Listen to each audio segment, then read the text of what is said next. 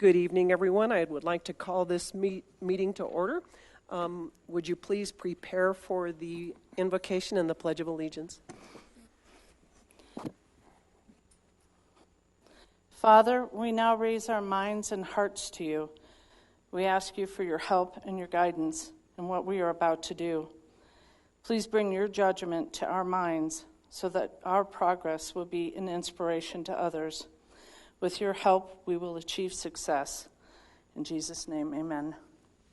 I pledge allegiance to the flag of the United States of America and to the republic for which it stands, one nation, under God, indivisible, with liberty and justice for all.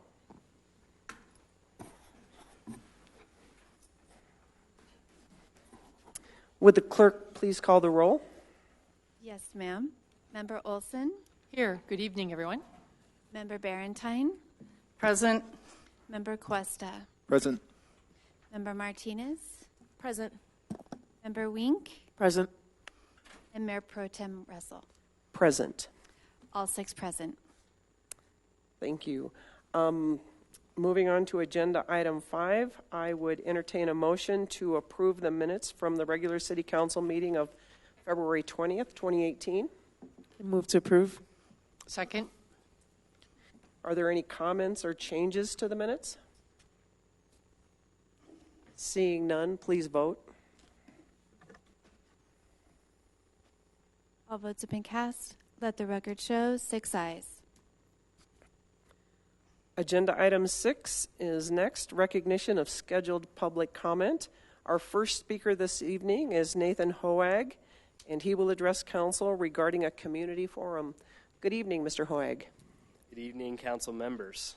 I'm Nathan Hoag. I live at 3198 South Bannock. I'm here tonight to provide another update on Change the Trend Network and our work with the homeless population in Englewood. First, I'd like to update you on a community forum that Change the Trend will be hosting on Thursday, March 22nd from 6:30 to 8 p.m. in the community room on the second floor of this building. There will be a panel made up of members of the network, a formerly homeless citizen, and other leaders in the city. There will be a moderated discussion along with Q&A about homelessness in Englewood. It will be an educational event, and all are welcome to attend. I'd like to extend a special invitation to members of our council. Please consider joining us that night to listen, ask questions, and share about your experiences. Change the Trend has continued to meet regularly on Thursday mornings at 9 a.m. to discuss productive and positive responses to homelessness in Englewood. We brought a few pilot partners into the program, and we're developing and have experienced some failure and some successes, and we've learned from both. Currently, there is one participant who has been working with our network members for a couple of months now and has gained access to a shower, laundry, a phone, spiritual community, transportation, severe weather shelter, mental health, and last week he started a new job and received his first paycheck. We are now working with him to develop a savings plan so he can continue to work towards housing and overall stability. We are very proud of this particular participant, and we hope that we can provide this kind of direction, mentorship, and care for more and more people in our community as we scale this program to meet the needs of the most vulnerable among us. Second, I'll update you on a meeting that took place on Thursday, February 22nd, next door at the Guild. This meeting was made up of a larger group that originally commissioned the homelessness task force that became Change the Trend. City Manager Eric Keck, Chief John Collins, and many other community leaders were there for this meeting. This meeting was called so that Change the Trend could update the broader group on our respective progress and findings since we were initially commissioned by them. From our meeting with this larger group on the 22nd, we received a couple of directives that were loud and clear. First, we will start working towards a locker system that will allow homeless people in Englewood to store their belongings in a safe place while they are pursuing employment, residency, or care. This concept is in a preliminary stage, and we will be performing an in-depth cost analysis, location analysis, and consultation with other organizations in other cities that have developed locker programs for homeless people. The second directive we received from this larger group was to create more safe places for homeless people during the day. I've served on the board of the Denver Rescue Mission for several years now, and finding safe places for people during the day has become a much and pressing need for our communities. We are looking forward to helping organizations like City Square, Giving Heart, and Cafe 180 expand their services to create more daytime hours for homeless people to be safe and productive. Lastly, I'd like to be clear about the purpose and trajectory of Change the Trend. We are in no way claim to have all the answers, nor are we exclusive or closed as a group. I can think of several meetings that have recently felt fairly discouraging because progress seemed to be elusive. We're simply doing the best that we can with what we have for the most vulnerable neighbors around us. Like City Councilwoman Barrentines said several times at the end of last week's study session, the homeless in our community deserve compassion and dignity. We are donating a lot of time and resources to provide them with exactly that. We do not have a silver bullet. However, if Councilwoman Barrentine or any of the other council members or anyone in this room, for that matter, have any ideas for extending compassion and dignity to our homeless neighbors, we welcome the collaboration. We meet every Thursday at 9 a.m. at 3220 South Tacoma Street, and community input is welcome. If any of you would like to join us to listen or contribute your ideas, please get in touch with me and let me know if you're planning to attend. You can grab a flyer for the community forum in the back on the table on your way out. That's for everyone here. Anybody's welcome to grab one of those. We would love to see you that night. Thank you. Thank you. Let me see if there are any questions for you. I actually do have one. Could you tell us the time and place of the meeting again? It'll be 6:30 p.m., and it'll be in the community room on the second floor right over here. That's tomorrow? No, it'll be March 20. Oh, sorry. Are you asking about the regular meeting or the community forum? The community forum. Community forum will be March 22nd. Okay. Thursday. All right. Thank you. Seeing no further questions, thank you very much. Our next speaker this evening is Jerry Walker. He will address council regarding code enforcement and police department. Good evening, Mr. Walker.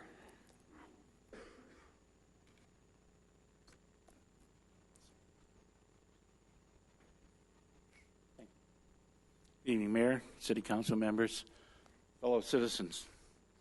I was hoping I didn't put my vacation photos in here tonight. But I do want to identify myself, Jerry Walker, 4180 South Pearl Street in Englewood, and I do want to identify myself as a citizen of Englewood. As per we discussed a month ago, I am of a lower education and near the poverty level, so I guess that's how we're described now. So, and I am on the Code Enforcement Advisory Committee, which means that my focus is to look at what's going on with code enforcement. A year ago, I was put on the Code Enforcement Advisory Committee. You folks gave me a coffee cup, and when I went outside, someone approached me and said, how come I get a ticket for my garbage can and other people don't? And he explained to me what went on. And here's a diagram here of what we're going to talk about. This is Hamden. This is Sherman and Lincoln, and we're going to talk about these four structures right here. And I'll zoom in just a little bit for you so you can see the four buildings. These are four apartment buildings. There's four apartments in each one, and this picture was taken by satellite. And you can see some blue items here and some black items here from 22,000 miles in space. And they're trash cans on the sidewalk. It's kind of amazing. You'll notice in front of the first three apartment complexes to the north, there are trash cans. And in the front of the fourth one, oh, wait, there's no trash cans in front of the fourth one. We'll get back to that, I promise you. So the code reads kind of simply, you can't put your trash cans out more than 24 hours before they're going to be your garbage people pick them up. And you can't leave them out 24 hours past, and you can't impede either the street or the sidewalk. Well, that's 3 infractions on all of these cans. I showed this picture to the code enforcement officer a year ago, and explained to him that I thought that this might be a code infraction. I asked him later about it, and he said he couldn't discuss it. I know that now the way code enforcement works is that you have to have a complaint. Well, I know there was a complaint made 2 weeks ago, and the garbage cans are still there tonight when I came here, but they have added a mattress to the trash cans. So I went to the code, and I wanted to see if the sidewalk conformed to what we needed. I thought maybe the sidewalk wasn't wide enough. And also checked with the American Disabilities Act, because this is a code infraction with the ADA also. And look, the sidewalks are 48 inches wide as required by the city and the ADA. And so then I measured from the trash can. Now, I left a little because the tops kind of hang over the side. And then I measured how much sidewalk was left. We have 24 inches left. Now, I know that sounds like a lot. I could walk by in 24 inches, wouldn't be a problem. Here's a problem. Wheelchairs are 30 inches wide. So if it snows, and if they shovel the sidewalk, the wheelchair will have to go out into the snow. Now, I would hope at this point I could stop and say this is a code violation, and it should be taken care of. And I can't figure out why it's not. But me being me, I couldn't let it go. I had to go back and look at the alley, because I was told one of the problems is that you can't get a truck down this alley. The alley is right here in the back. You can come in on this side. This is not a curb. You just come around and you come down. And look at here. There's a nice big opening here. So I zoomed in on that. And when they built the apartment complex here, which is Cherry Hills, they actually intruded on their property to make this big bend to go around this corner for possibly a truck. I wanted to get some perspective as to how wide it is. It is 32 feet wide by 60 feet long, which is pretty big. And I went back and looked at it again, and there was this, there was this object in the back of the 4th apartment building. It is a dumpster. I believe that dumpster gets emptied every now and then by a truck that goes down that particular alley. And I can't figure out at this point why we haven't had a code infraction. My question to the council is, how do I go about contacting code enforcement and ask for a written description of what's been done about this?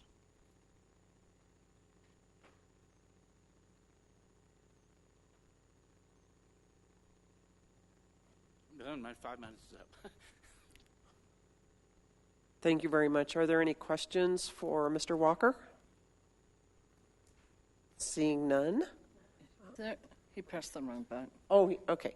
Thank you, Mr. Walker. I really appreciate that. Was very well Councilman laid out. West. And just so that I am clear, those trash cans that you've illustrated on the front of the sidewalk, those are there indefinitely. Those never move. 24/7. Thank you. They're there right now. They have added a mattress in front of them, which I don't understand, but there's a big mattress laying in front of the trash cans now. First, the northernmost set. I went by there tonight to make sure. Thank you. Thank you. Any more questions? Seeing none, thank you, Mr. Walker. Thank you. Next on the agenda is Elaine Hults. Will address council. I do not believe Elaine Hults is here this evening, and so we will move on to Joe Anderson. Good evening, Mr. Anderson. Good evening. Mayor Pro Tem Russell and council, thank you for hearing me this evening. The occasion for my remarks this evening is Councilmember Barrentines' unprovoked and unnecessary attack on Giving Heart in last week's study session. But I want to make it clear that to the extent that these things apply, I am speaking to the whole council here. You put on a show of moral superiority when you demand others follow your take on the letter of the charter, but if it works to your advantage, you'll happily ignore the same rules. You demand financial perfection from city staff, but will happily spend the taxpayers' money on an unnecessary election because you couldn't see your way to following the letter of the charter when it didn't suit you. In February, you attacked a citizen for attacking a citizen, doing the very thing you were accusing him of doing in your response to him. At the study session last week, you mounted a campaign of false accusations against Giving Heart. accusing the volunteers at the only place a homeless person can go to get out of the cold on the worst nights of the year of leaving the homeless out in the cold. Let me say that again. You accused the volunteers at the only place a homeless person can go in Englewood to get out of the cold on the worst nights of the year of leaving the homeless out in the cold. You love to make a great show, regularly mounting your moral high horse, but when you strip away all the fake drama, we're left with deception, manipulation, and verbal violence. Do you really think that your hypocrisy is unseen by God and men? I recognize that these words are hard to hear, and the problems aren't necessarily easy to fix, but they are fixable. Unite Englewood, the network of churches, ministries, and nonprofits, have worked together with city officials before. We've worked with former mayors, we've worked with the police department to address issues with the homeless and to take on initiatives like the Neighborhood Rehab Project. We are eager to work with city council as well, but you need to be actually for the poor, not making a show of compassion while working against them. Thank you. Thank you. Are there any questions for Mr. Anderson? Seeing none. Thank you, Mr. Anderson. The next person on the agenda is Dave Cheadle, an Englewood resident will address council regarding Giving Heart. Good evening, Mr. Cheadle. Good evening. I am Dave Cheadle. I live on 3706 South Acoma Street, District 3, a resident for 30 years in the city. I'm here tonight at the request of Councilmember Barrentine, who last Monday made numerous accusations against Giving Heart and then requested a response. The main thrust of her 11-minute rambling tirade was that the volunteers at Giving Heart are cruel in their treatment of the homeless. She suggested that our policies and practices are inhumane. I'm using her words. For starters, to use the council member's own words, I find it reprehensible that someone would attack residents of this community in such a manner, maligning members in her own district. Members of her district such as myself, my wife, Pastor Joe Anderson, Pastor Chris Carr, and many of those who are seated here tonight. If it is the goal to make this council and the rest of our community believe that our volunteers are cruel, then it certainly does make for good theater to claim you had a heart-to-heart talk with a homeless woman who is 76 years old, and for you to say she has been forced by our volunteers to stand for hours on the sidewalk. But that is just plain not true. That is not the way we operate. That is not in our policies, nor in our practices. We do extensive intakes on all the homeless folks we work with, including full names and birth dates. There was no 76-year-old woman standing on the Giving Heart sidewalk that night. Do you happen to recall the woman's name? Can you give me a description? I'll know who you're talking about, and I'll double-check our system to make sure that we entered her data correctly. Look, I hate conflict, and it pains me to do this, but if you want to dig your hole deeper, I'll return with this woman in 2 weeks, along with a point-by-point review of additional examples of false statements you've made on public record. From now on, we're going to fact-check your statements and hold you accountable for what you say. But I'd rather get back to the main issue. Yes, we are concerned about any person out in bad weather, man or woman, young or old. And that is why we are out there ourselves on the worst nights of the year doing what we can. For the record, most of our volunteers have families and jobs. Our volunteers come down to Giving Heart after a full day, right about the time other families are eating dinner and watching television. We ask the homeless not to arrive until shortly before we unlock the doors. The fact that some folks come early speaks to a very real concern. This city needs more safe and warm places for the homeless to go. We unlock the doors at 6, and then we provide a warming site for 1 hour until the buses come at 7 p.m. to transport the homeless to shelter sites. During that hour, our volunteers check folks in, provide coffee and snacks, learn people's names, and build relationships. We build relationships and respect into the heart of everything we do at Giving Heart. We feel that if Jesus Christ came to Englewood on a stormy night, this is one of the places where Jesus would be, with the homeless and at Giving Heart. The bizarre accusation stated as fact last Monday night that Giving Heart checks people in and then pushes them back out onto the sidewalk to wait for the bus is simply false. For the record, the truth is the exact opposite. Guests are not even allowed to leave the building after they check in. The homeless wait inside until the bus arrives, and they load directly from our door onto a heated bus. If the substance of the complaint is that it is a horrible thing in our city that homeless folks have to be outside in bad weather, we agree. If you're asking whether it would be good for Giving Heart to have longer hours, we agree. We are glad to know that you would like us to extend our hours, but we're doing all we can with the limited resources we have. Finally, if you're suggesting it would be more humane for us to close down and for us to stop giving vouchers and for us to do nothing, leaving even the elderly out in the night on the streets, then I suggest you do a logic check on the true meaning of the word cruel. If your concern is genuine in this matter, we look forward to seeing how you will help Giving Heart expand our operations and how you will help our community develop additional safe and humane options for the poor. Giving Heart already partners with the police, with the churches, and with every poverty and homeless organization in our city. We now look forward to partnering with you as well. Thank you. Thank you, Mr. Cheadle.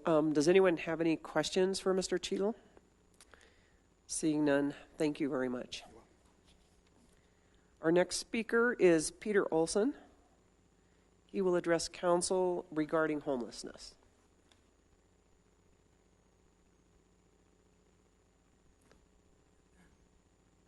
Good evening, Mr. Olsen.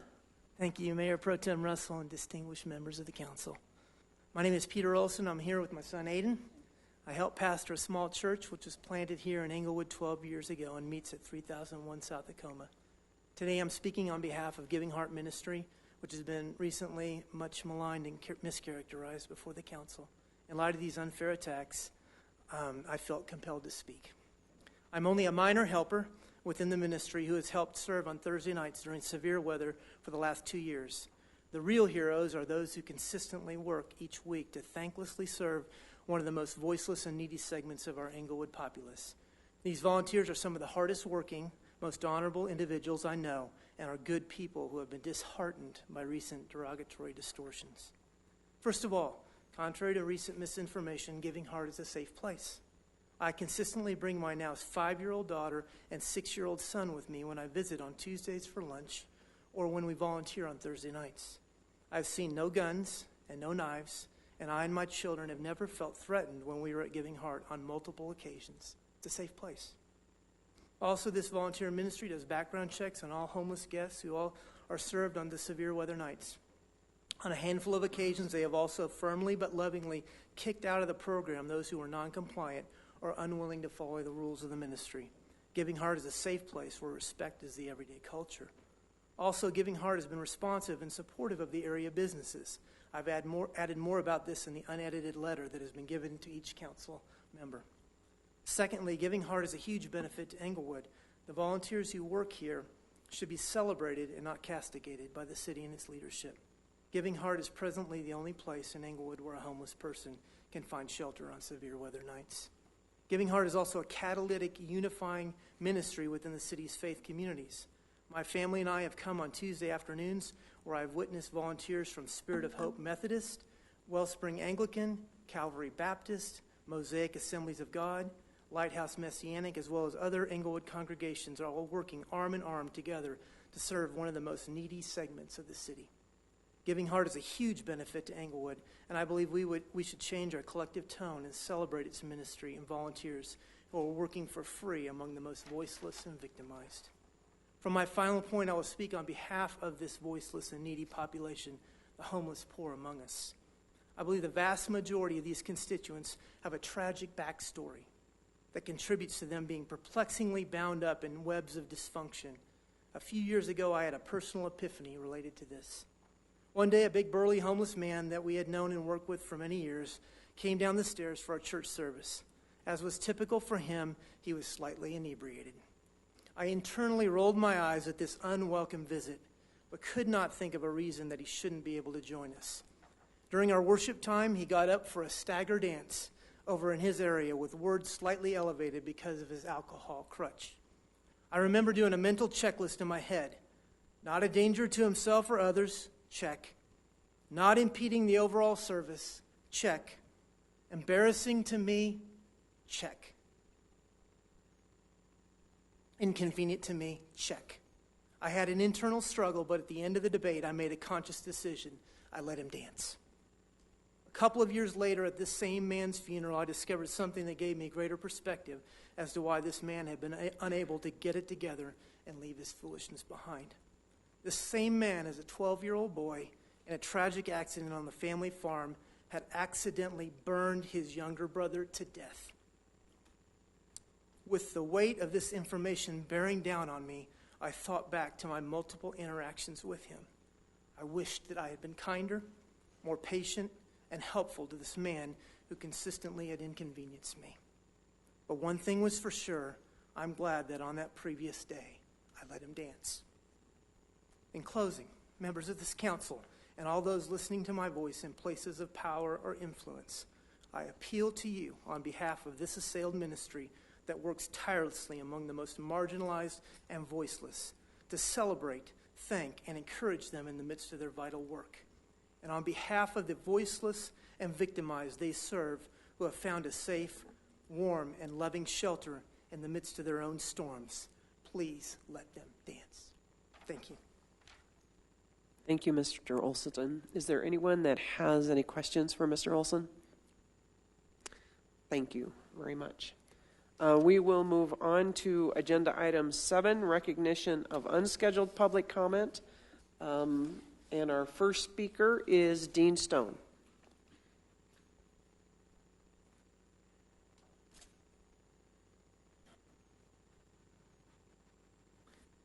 Good evening, Mr. Stone. Mayor, City Council. I'm here tonight to bring up a point about the Englewood Police Department. I've had a conflict with my neighbors next door for the last 2 years, and it just keeps escalating and escalating. In September of last year, I went to the police department twice asking for help and received none. Was told they couldn't do anything. I then just kind of let it go. I wrote a report, sent it in, of what has been happening. At the end of September, the impact team contacted me and told me that they were going to handle my case. And as I have not heard from the impact team at all since the end of September. I called them last week twice, have not gotten a return phone call or anything else, and the problem I'm having with my neighbor, it just keeps escalating and escalating, and I would like to find out what I have to do to get this diffused. Thank you. Thank you. Are there any questions for Mr. Stone? Actually, Mr. Stone, would you mind coming back? Councilmember Cuesta has a question for you. Thank you, Mr. Stone. What is your address, sir? 4651 South Bannock. Thank you, sir. Thank you. Our next unscheduled speaker is Randy Dunn. Good evening, Mr. Dunn. Good evening, Mayor Pro Tem, council members. Thank you for letting me speak. We've heard some very eloquent conversation and description of what Giving Heart does. I'm here on behalf of what's known as HAT Force South Metro. It is spelled H-A-A-T Force South Metro. We work in conjunction with Giving Heart. In fact, we rent some space from Giving Heart. Our purpose, though, and has been since we were founded in 2010, has been to provide on basically an emergency basis shelter for homeless people on nights where it is cold or wet and cold during the winter months. Our season begins in October, usually November, and runs through April because, you know, in Colorado that's the times when it can get very cold and very burdensome for someone, dangerous in fact, who has to live on the street. We give out motel vouchers to the people who qualify and meet our requirements to receive the motel vouchers. And two of the motels we send our clients to are the Lucky You and the Holiday Motel on Broadway, both of which Councilmember Barrentine mentioned in the discussion that has been referred to tonight. I wanted to let you know that we have very specific requirements for the people who receive vouchers from us. They go through a vetting process, and we also work with the motels we send the people to with our vouchers to make sure that the people we give vouchers to and send to the motels do not cause any problems and do not cause any difficulties for the police. We have strict rules about drug use. It's not permitted. We have strict rules about violence. It is not permitted. And if our people who receive vouchers from us violate that, they no longer can participate in our program. Now, we've been operating since 2010. We are a nonprofit. Frankly, we have big plans for what we would like to do to help out the homeless in Englewood and the South Metro area. We simply don't have the resources to do more than we do, but we do the best we can. In fact, I think we are all called to assist those who are less fortunate than we are and to help the poor, the homeless, and as the Bible says, the orphans and widows. We try to help those less fortunate.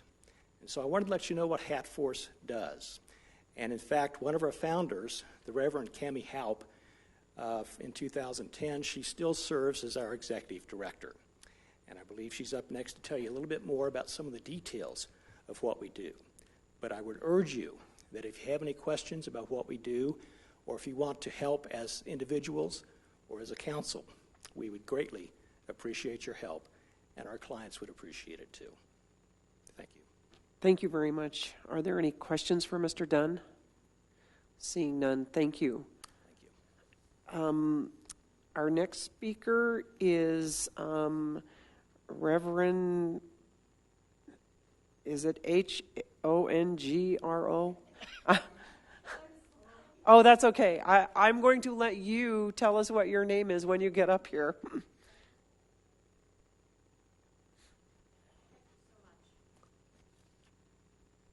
Yes, I'm the Reverend Cami Haupt. I'm the deacon at St. Gabriel Episcopal Church, St. Gabriel the Archangel in Cherry Hills, and I am one of the co-founders of Hat Force, which began in 2010. Hat Force stands for Homelessness Awareness Action Task Force in the South Metro area. What we do is we provide motel vouchers primarily for homeless families with children. And we also extend that to people who are disabled, chronically disabled, wheelchairs. We do have a man who has lost his toes due to frostbite and diabetes. We have several people in wheelchairs, actually. People with metal in their necks and legs, people who walk with walkers, people straight out of the hospital, people with pets. We do contract with 3 motels, 2 in the Englewood area, which are inspected annually for code, and I have a list of all the stuff, fire, health, the whole 9 yards. They have to be inspected every year. In fact, I have gone and looked at the motels and do not see that anything is substandard. I do have pictures, if you're interested in seeing them, of the motels. I also have a packet of things that I would be glad to share with you of how we interview and screen, if you like, the people who come to us. And we have an interview process. They have to declare homelessness, and they also have to sign guest expectations. We go through in detail. Anyone who doesn't fit our profile, so to speak, is referred to other agencies. We partner with Giving Heart. We partner with the Severe Weather Shelter Network, who take care of individuals while we take care of families. Let me see a couple of other things. We do send some people to Motel 6 at Arapahoe and I-25, and we give them bus passes to get there so they aren't stuck. We are open when a temperature is 32 degrees and wet, or 20 degrees and dry. We do issue the motel vouchers from the Giving Heart offices between 12 and 2. Only the people who are listed on the vouchers can stay in the room. And, yeah, that's it on that. I do have brochures. We do give our people what we call clean kits, and you're perfectly welcome to look at all these things. Thank you very much. Thank you very much. Are there any questions for Ms. Haupt or Reverend Haupt? Seeing none, thank you very much. Thank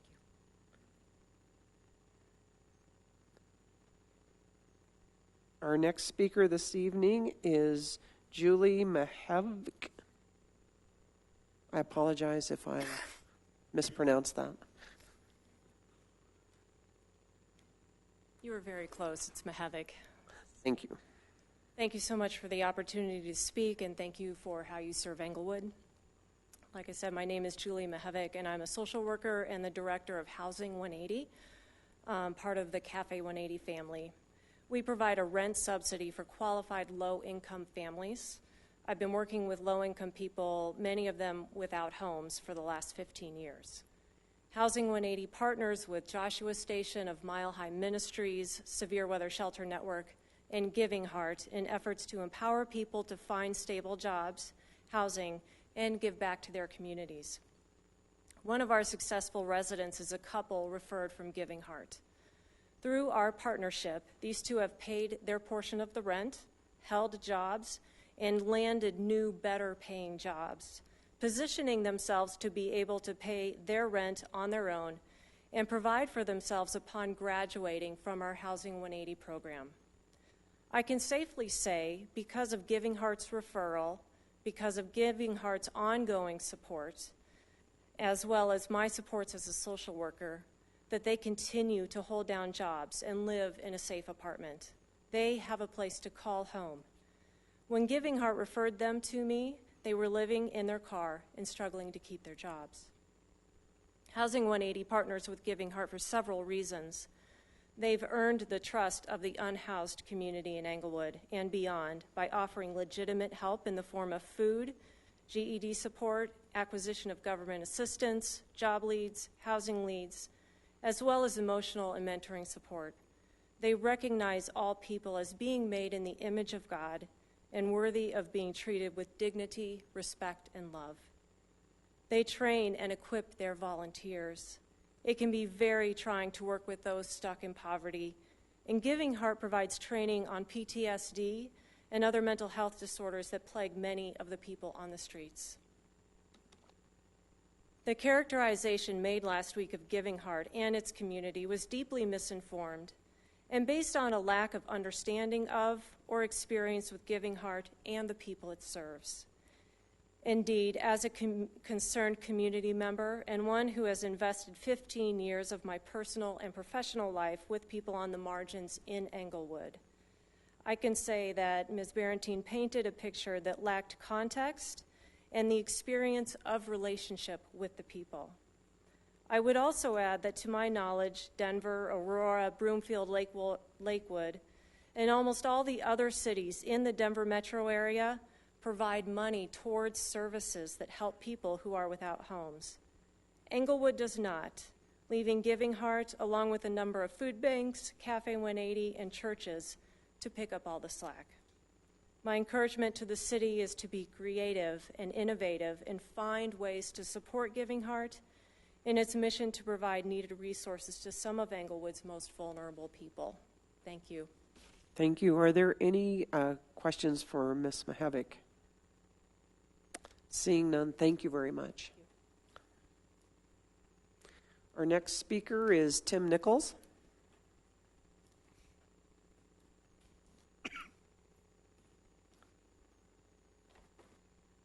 Good evening, Mr. Nichols. Good evening. My name is Tim Nichols. I live down by Swedish on the 3500 block of Pennsylvania, and I serve in the city as a pastor at large. And I want to speak to you this evening about the truth. When we say that a thing is happening, it matters if it really is or not. Truth actually matters. I don't know where Councilmember Barrentine got the information for her rant in last week's study session.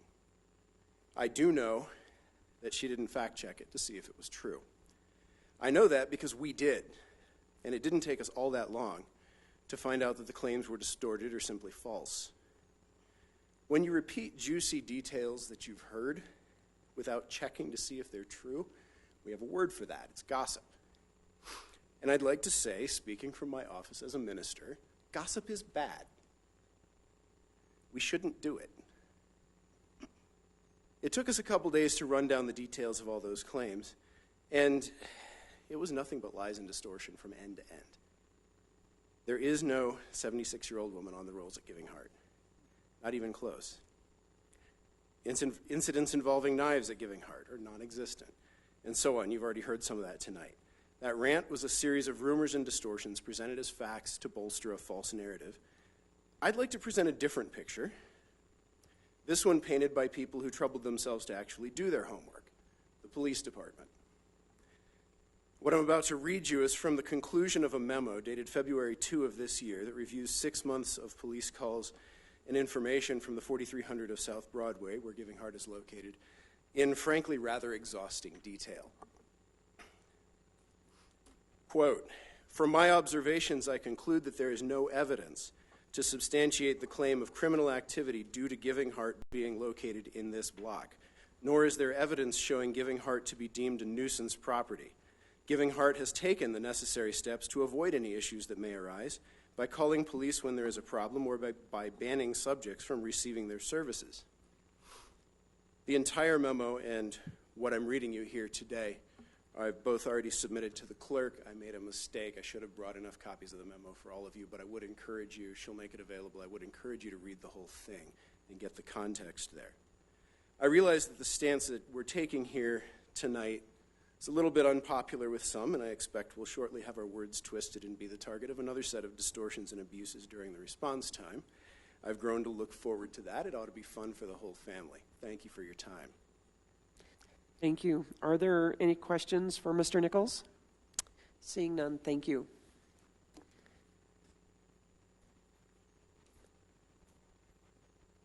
Our next speaker is Mike Lindgren.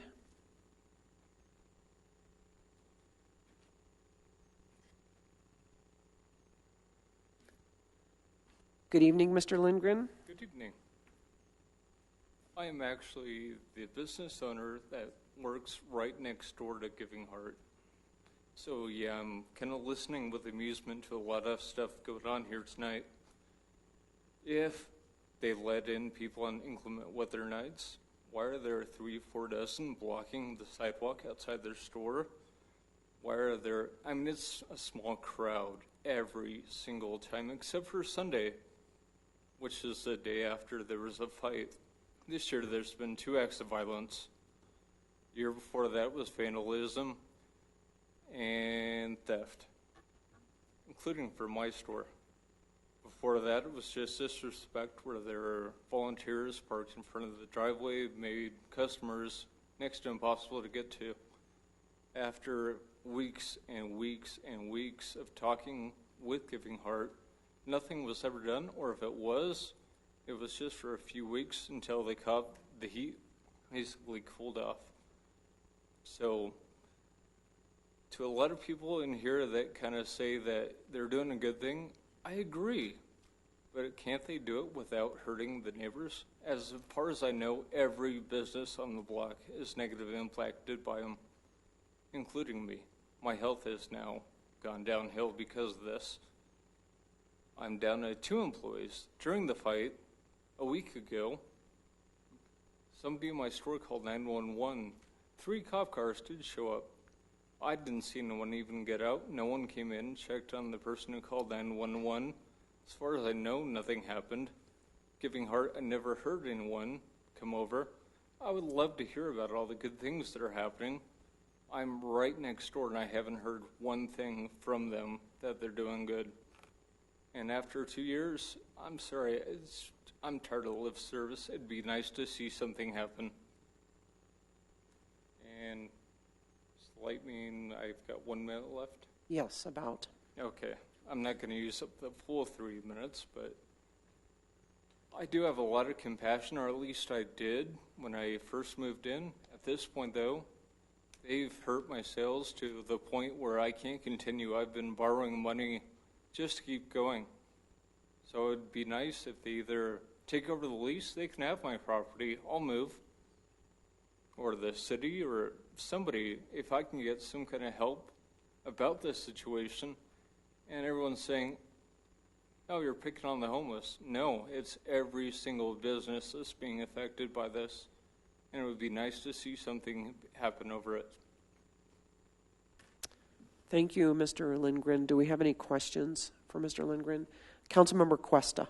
And sir, what is the address of your business? 4346 South Broadway. Thank you, sir. Gecko? Yep. Thank you, sir. Our next speaker is Kimberly Cowger.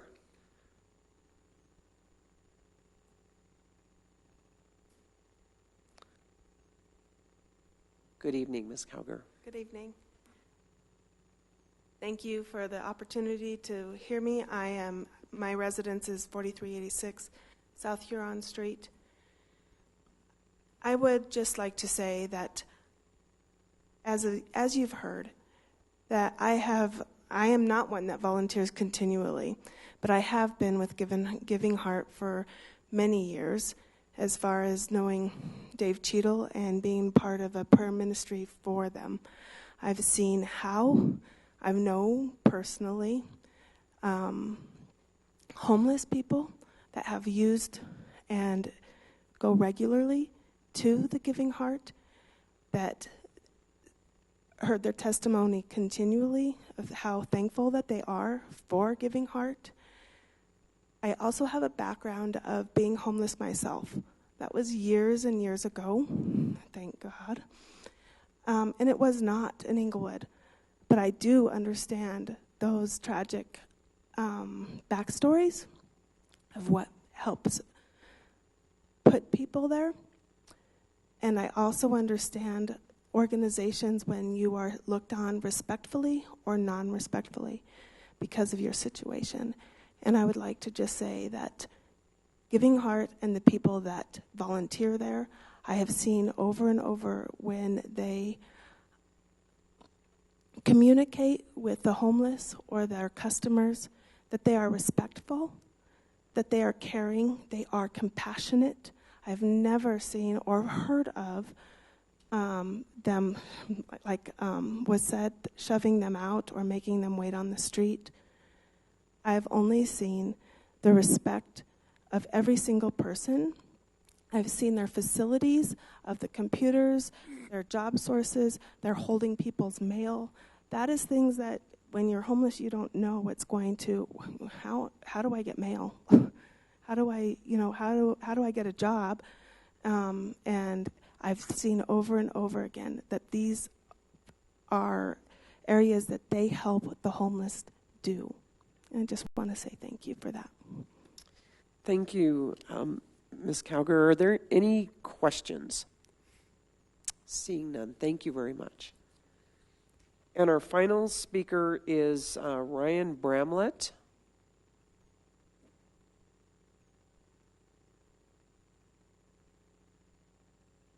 Thank you, Mayor Pro Tem, council members. Like many of my friends and colleagues here, I also reviewed the video of the study session from last Monday and was stunned by the comments by Councilwoman Barrentine. The picture she paints of Giving Heart is that of an incompetent organization that fails on every possible level.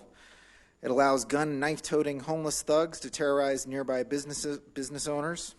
It allows the homeless to congregate in freezing weather without promptly opening its doors. It fails to operate within a culture of respect, in apparent contrast to other nearby homeless ministries. And when it does manage with the Hack Group to find shelter for the homeless, it sends them to drafty, rat-infested hellholes, et cetera, et cetera. Listening to her comments, if I didn't know any better, I would think that whoever's running this so-called Ministry of Compassion should be hauled in front of this council and made to answer for every one of these grievances. I'd think that Giving Heart posed a very real threat to the community and to the very people it claims to serve.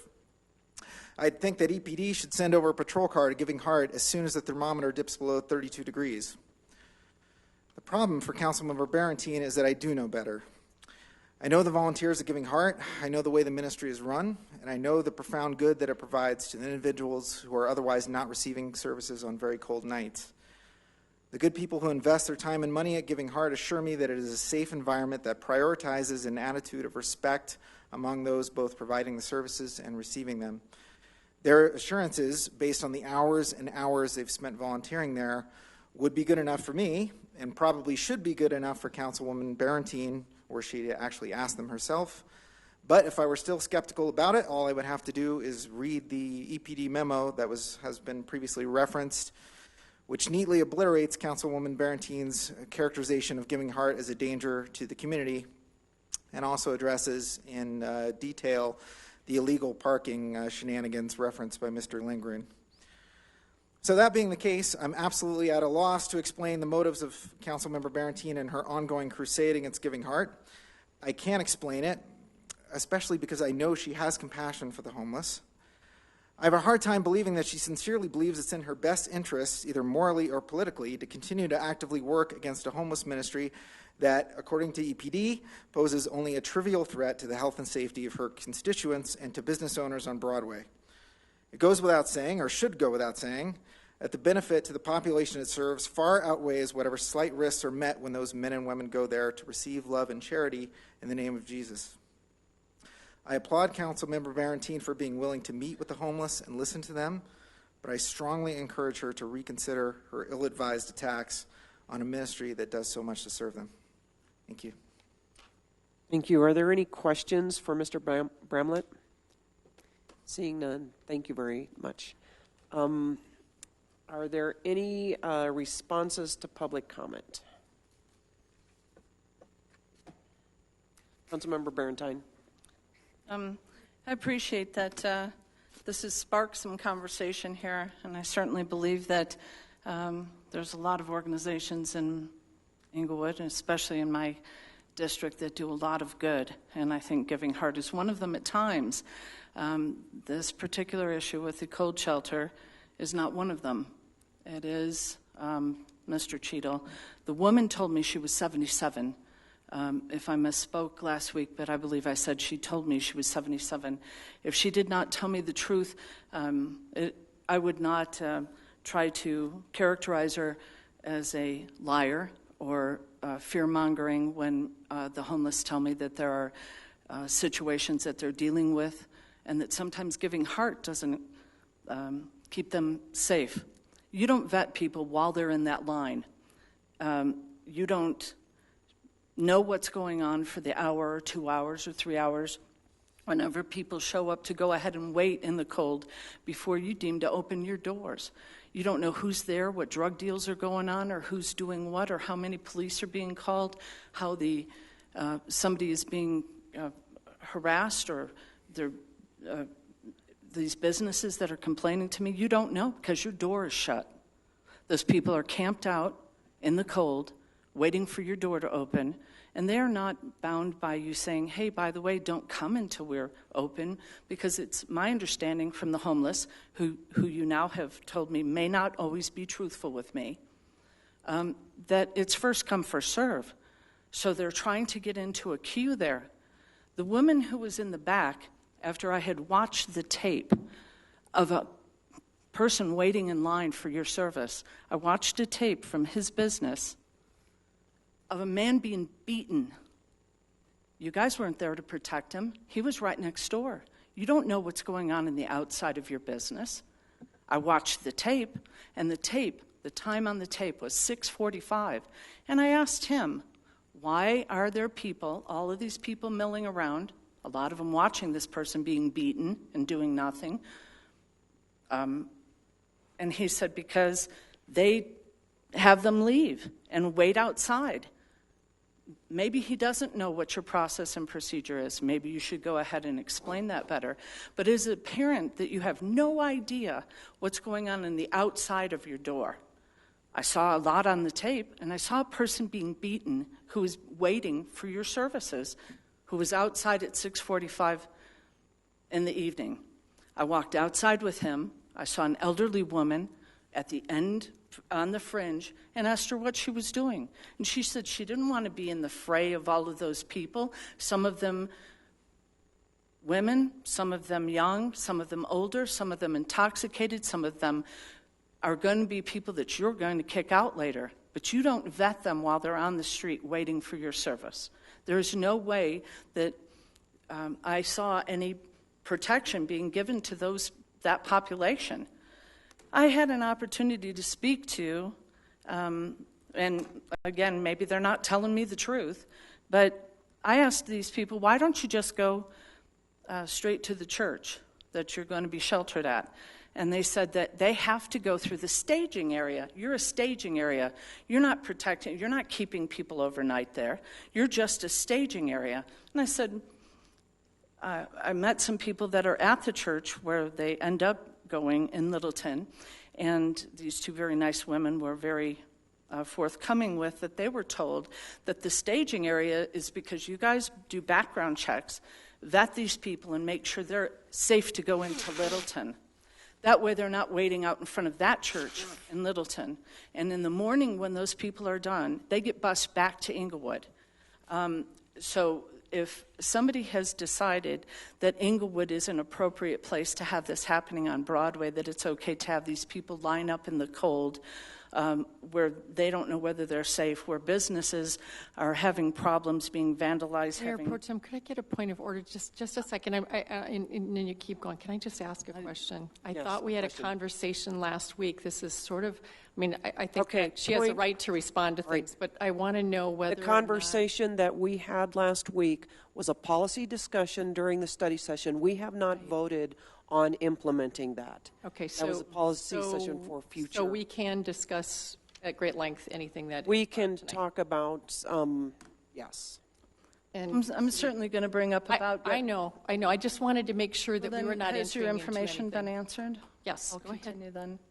Go ahead. As far as the, and I was a little appalled that it appears that somebody in Littleton or an organization based out of Littleton went ahead and purchased a staging area in Englewood so that we could go ahead and keep people out from Littleton's neighborhood. Maybe we should try to work a little bit better on how we're managing this in Englewood, because I talked to some of the people who use that service, and they walk from those areas to Englewood because they can't just walk to the church, because they have to go through you. And then I asked, what kind of vetting process do they do? What kind of thing? A lot of these people don't even have ID. So the false impression that the church in Littleton is getting is that these background checked, safe people are coming is a little inappropriate. I'd like to have that conversation on exactly how that's happening.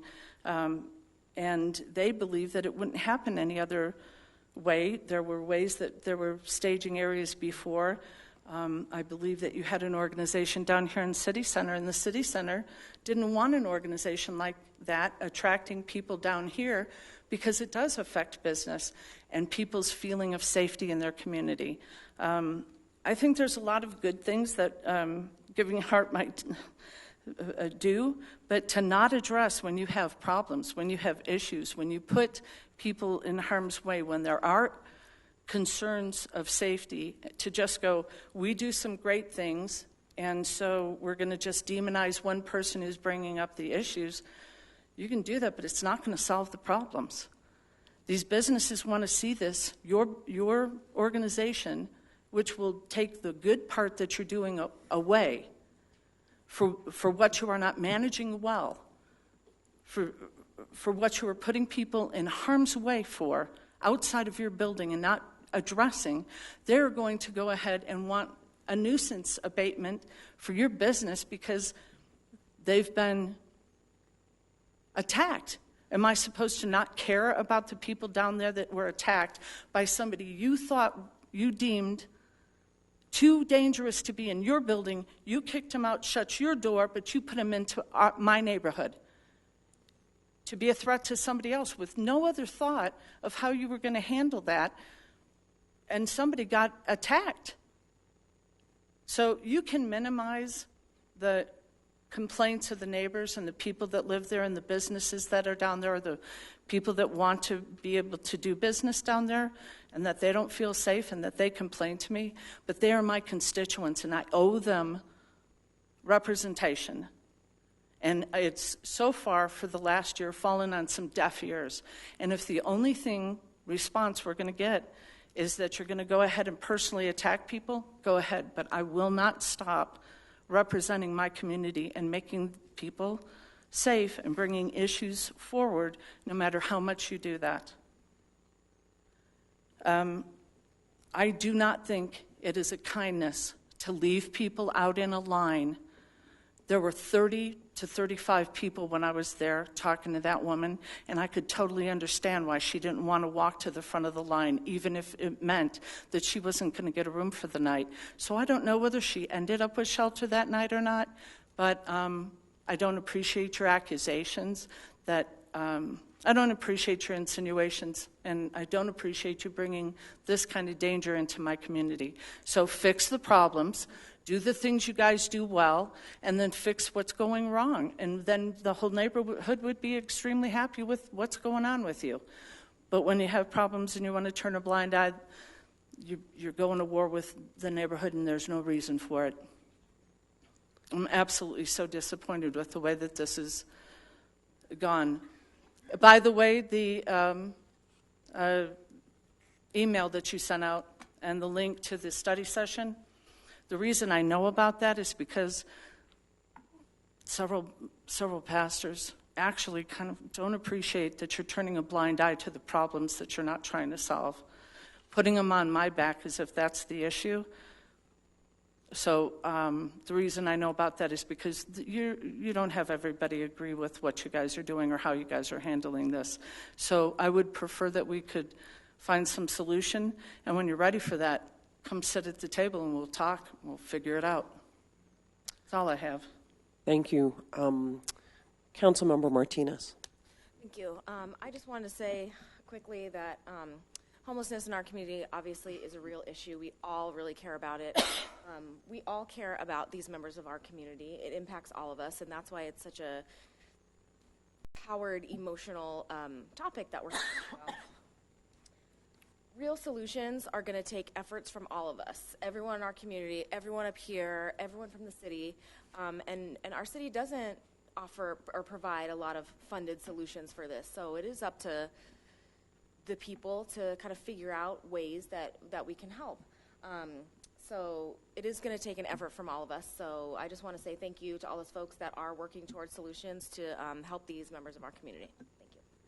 Thank you. Councilmember Olsen. I appreciate those who spoke tonight. I agree with Councilmember Martinez and Councilmember Barrentine, too. This is a very, very difficult situation. It's hard to sit up here and have people identify, you personally, so I get how difficult this is for you, Councilmember Barrentine. But I know that you stay true to what you think on this. I am very concerned about misinformation that might be continued to be spread. So I'd like to ask a council request for the very specific items that have been noted, and if we can get the police report to see this. I do think that if we continue to further misinformation on both sides, any side, it makes it more and more difficult to overcome some of the stigma that goes with people who are homeless and with the solutions that are, it's a wicked problem. Wicked problems are difficult because they have no one solution, and if they did, as easily as you suggested, it would have been solved by now. Homeless people are not any one community's. They're all of ours. That's the difficult thing of this. They're not someone else's. They're all of ours. So it's a hard thing to share this and figure out what we're going to do, especially when we're such a small community with no funding to do social services of this nature. I'd love to see how Tri-County can be of help to us in this, but I'm sure that those of you here probably know better what the services are that are available. But I do want to thank those of you who are serving day in and day out. I know it's difficult. You can't control everything. And by the very nature of setting something up, you're then, sort of scourged for doing that because there are then problems that come with it that are unintended. So I want to thank you for meeting. I'm going to try and come to your meetings. I didn't realize when they were. I think I can actually come. And I'd like to be a part of the solution, and I invite Councilmember Barrentine to join me with that because I think she really does care about the neighborhood. she's been hearing things as well, and we need to figure out how the businesses are reacting to this.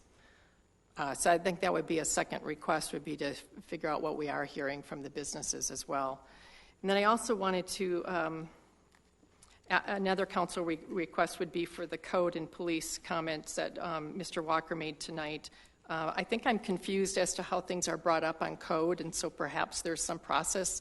I mean, if he's a member of the Code Enforcement Committee, but yet continues to come forward bringing these issues to us, how are Code Enforcement Committee members encouraged to bring them to that group, which is really to start, that's where this should start. And if that's not going well, I think we all would want to know what else is available for us in solving this problem that he's brought up a couple times now. So that's a council request, really, unless you want to respond. Could you summarize, I'm sorry, Councilor, could you summarize that again? You want to see the...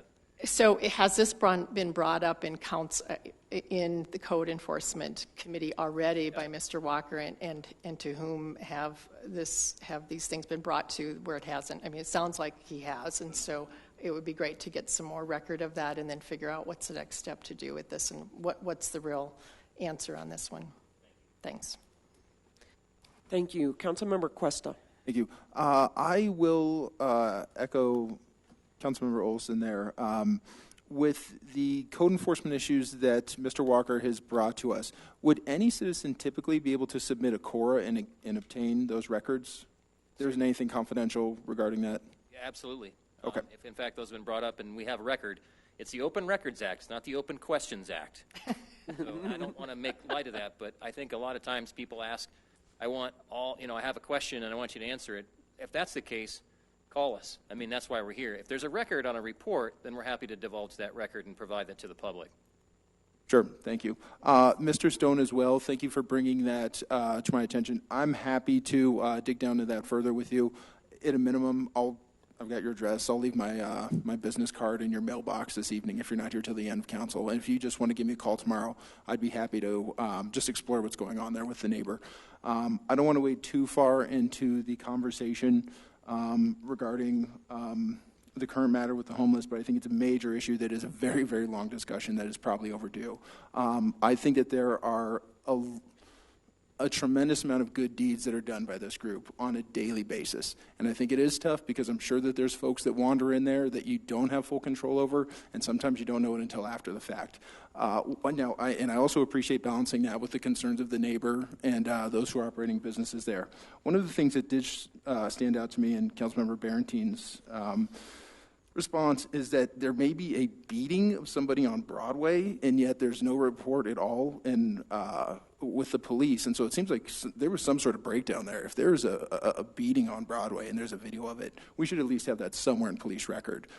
So if you don't mind, sir, that had the video, it seems like if that's something that we could turn over to the police, it'd probably be worth having. Because I know that you folks certainly don't want those dangerous people within your facility. And so if we can just have a record of that, I think that would be just good for everybody's safety involved. And I'll leave it at that. Thank you, Mayor Pro Tem. Thank you very much. I just would like to thank everyone for coming out and speaking about this issue. And I am very thankful for those of you who volunteer to help with the homeless. I do understand this is, and part of the frustration I think that has occurred here is originally there was supposed to be a coalition, but somehow council got left out of the mix. And I think it's created a problem. And so I'm very thankful that Councilmember Olsen has agreed to look into this, because I do believe we need more information on council also. I have had several complaints from businesses myself in that same block on Broadway, and also in the request for information about police calls. I just want to make sure that the report on that assault of the person that was kicked out of Giving Hearts because they were deemed unsafe, then went down and assaulted an individual, a business owner in the block. I would like a copy of that report attached also. Mayor, we've already provided that particular report to the council. Okay. Commander Fender here has looked in his system and cannot find the fight that's being referenced at 4346 Broadway in the system, but we'll go look again. But he has access to the database, and we can't find that one. But we'll give you what we've got. Okay. Thank you very much. And as far as the Mr. Stone, I want to thank you for coming forward. I wish that you had given us a little more time, because after I spoke with you on Friday, I did speak with the city manager, and so I'm sure that we're looking into this and somebody will be getting back with you. The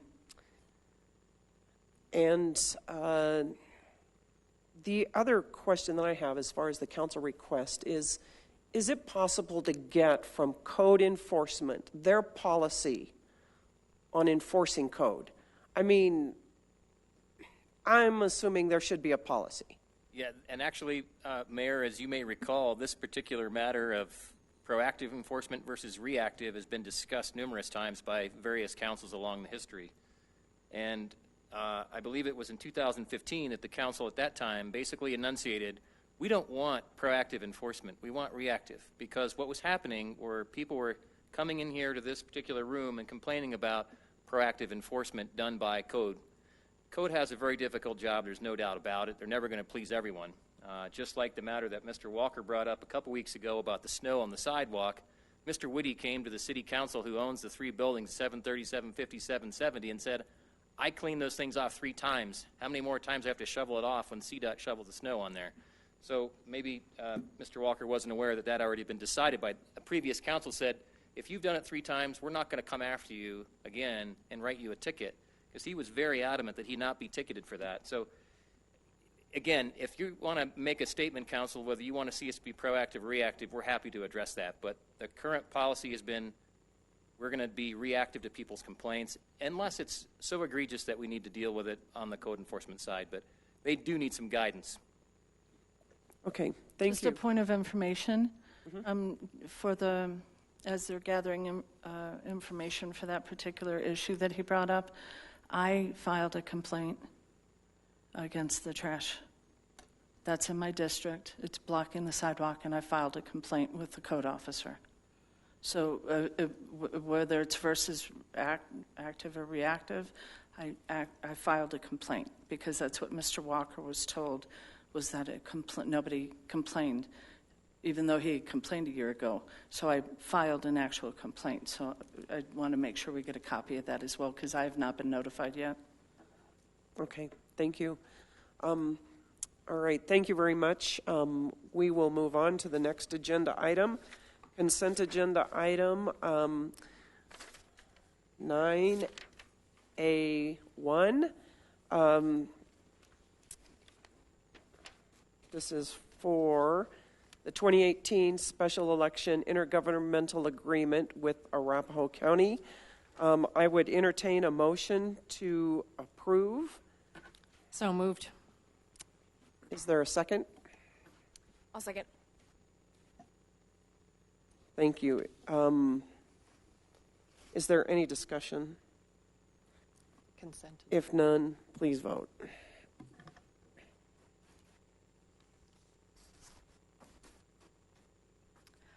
All votes been cast. Let the record show 6 ayes. Thank you.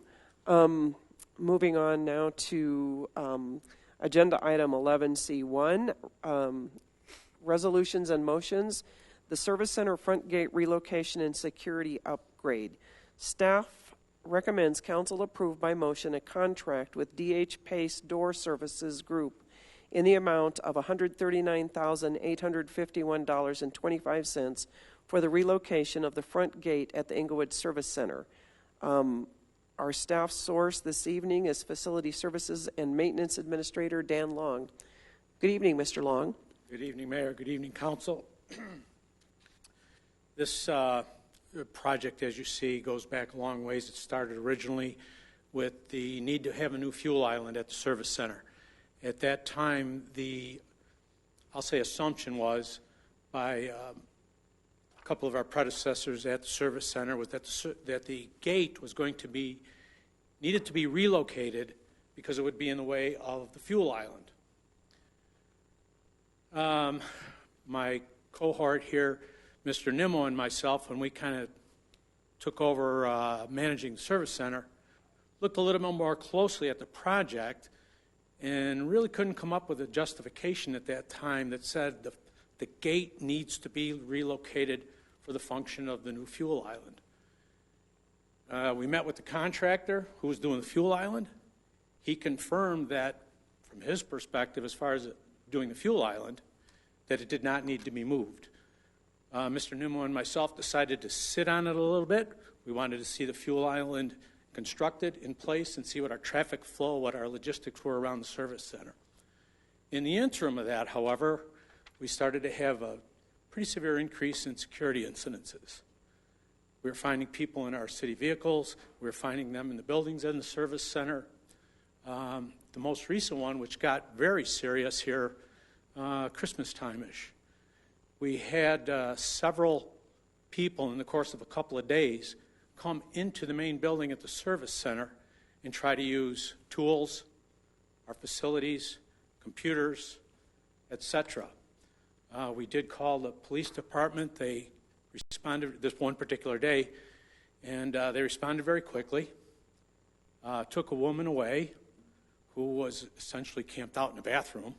Really had our administrative assistant at the front desk of the service center quite nervous and concerned for her own safety, wondering what the heck was going on. They took the woman away, and lo and behold, she shows back up about 4 hours later and did not want to know anything about not being able to use the services. Police were called again. At that time, a foot chase ensued to try and catch the woman. They did obviously catch her, but I'm trying to portray an example of how we moved from a need to relocate the service, the gate, for a functional need, to really we needed to upgrade the security at the service center. Upon that time, Mr. Newman and myself really began to talk with different contractors, understand different functioning gates. For those of you who have been over at the service center, you know we have a cantilever gate. That does not work if you're trying to provide security, because it takes forever and a day for the thing to open and then close, and in the interim of that, you've got all kinds of time for people to get in and out. Also, it stays open during the day, so we've got all that issue to deal with. In talking with the different contractors and advisors, they basically told us we needed an entrance and an exit. We needed gates, obviously, to close faster. The fastest ones out there right now are vertical gates. I myself, the way I see them, I've seen them the most in secured areas around airports. They raise straight up, they come back down. The particular ones we have identified have a 7-second cycle. They are limited from operating because we'll have safety loops on the entrance and on the exit so that they cannot come back down while there's vehicles in the way. We've also added, from a security perspective, pedestrian gate, so that if somebody is walking along there and for some reason they need to get into the service center, there is access through a pedestrian gate, also secured. All our access will be done through our proxy cards. That's why you see in your packet that Security Central has been asked to provide the detail and the logistics of access through those gates. So we're not duplicating, we're not adding something new or bringing in a new vendor. We're using the vendor that we trust for actually the Security Center, even for this building. I think that's really about it from a background I can present to you. You have a lot of information as part of the package. Hopefully between what I've said and what you've seen, I've answered many, if not all of your questions, but I'm certainly happy to answer any you may have. Okay. Councilmember Cuesta. Thank you, Mayor Pro Tem, and thank you, sir, for the presentation. Looking on the attached packet, and let me get there. So page 1 has the total cost for gate relocation at $163,000 and some change. There was $175,000 budgeted for it. But then when I get to pages 3, 5, 16, and 22, it lists a total amount at $139,851. Can you tell me what the discrepancy is between those numbers, the 139 and the 163? Yes, the 163 is adding Security Central's cost to put the card access into it. So the 139 would just be the fence itself, and then the physical gate relocation. So that's your gate, that's all your concrete, that's your utilities that need to be moved, site prep, if you will. Understood. And then the difference is the security functions of it. Correct. Okay, very good. Thank you. Any other questions? Thank you very much. Seeing none, I would entertain a motion. So moved. Second. It has been moved and seconded to approve the Service Center gate with DH Pace Door Services Group. Is there any more discussion? Seeing none, please vote. All votes been cast. Let the record show 6 ayes. Thank you very Thank you much, very Mr. much. Long.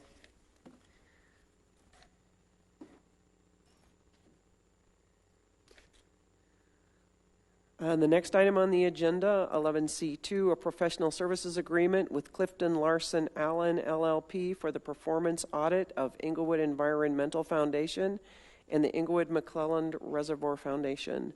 Staff recommends council approve by motion a professional services agreement with Clifton Larson Allen in the amount of $30,000 for a performance audit of both the Englewood Environmental Foundation and the Englewood McClelland Reservoirs Foundation. Staff source is Assistant City Manager Mark Wolf. Can I ask for a point of information prior to the presentation? Yes. I think that the reason for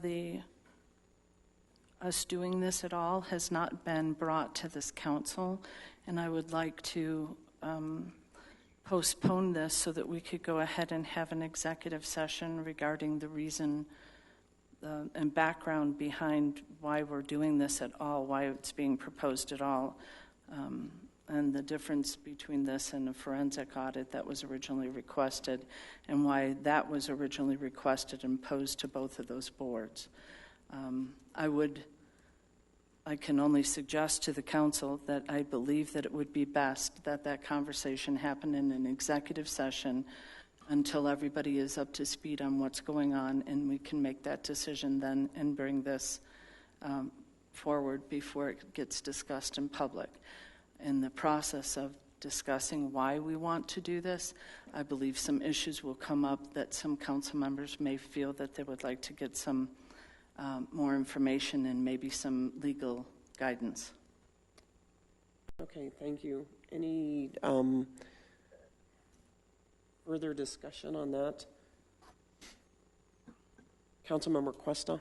You bet. One of the questions that I had, so these foundations were started in 1997 and 1999 respectively. So one of the questions I was going to ask was there any particular event that triggered these particular audits? So I was going to look for backstory, not to say that necessarily needs to happen in an executive session, but I was certainly going to look for background, if there was one, on why we're doing this audit at this time, which I thought maybe the answer was there was no particular reason, but I was going to get clarification on that. So, thank you, Mayor Pro Tem. All right, thank you, and we'll talk about that. Councilmember Olsen. I guess I'm concerned that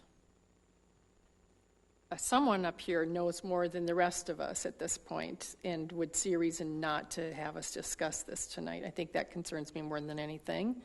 And I want to know if our city attorney knows of anything that would preclude this conversation tonight, because there's some lacking information on the part of all 6 of us. Or Manager Keck. You know, and maybe we need to have you actually present, and then we decide whether we table it. I don't know. I could certainly provide the context for why this is in front of the council. I would prefer you don't until council did make the decision, because there are some issues I don't think all of council knows, and I'm not comfortable bringing up my concerns at this time publicly until all of council knows. I can only ask that I would like to have the discussion, so I would like to. All right, I actually agree with that. And I do believe the best place to discuss these is in an executive session, because I would like legal counsel from the city attorney. But I would like to schedule, I'm sorry, Councilmember Olsen, you weren't finished yet either. Yeah, I never got the answer to my question. Sorry. I got interrupted. So I would prefer that we figure out what just happened. I'm just really confused now, and I think the manager looks confused as well. Counselor, I'm not aware of any, again, reason why this wouldn't come forward. This was requested by the council, this particular audit. So we were following through and doing what was asked for. Which council requested this? This came from Councilmember Barrentine, has asked repeatedly for us to deal with this. She brought forth concerns with the management of both of those particular entities, and that's the nature of what's being done here. If you recall, this was also, as related to Eve, was looked at by the allegations were made that there were people who had done some improprieties with Englewood Environmental Foundation. District Attorney looked at that and found no improprieties and suggested that there was nothing that was criminal in nature that's been done in the past. And so, again, it was requested that we look at an audit, and that's why this is being brought forward. I don't understand why, at this point in time, there would be objections. We're happy to listen to them, but I don't know that this is something that would be for a closed session or not. I'd have to rely on our attorney to discuss that. Just as clarification, it was a forensic audit that was asked for, and I did. And so I'm asking the council to trust that I would prefer not to have this conversation without all of the information being made sure that, and legal counsel, I think an executive session would be best. If you wish to, and he's already started down that road, and there's some disagreement on that from a report that I received from the district attorney's investigator, I would prefer to do it that way. But if you do not wish to, that's fine too. I think it would be fairer for everybody to have a little information and some legal guidance before we move forward with it.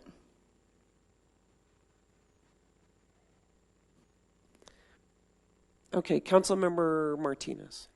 Thank you.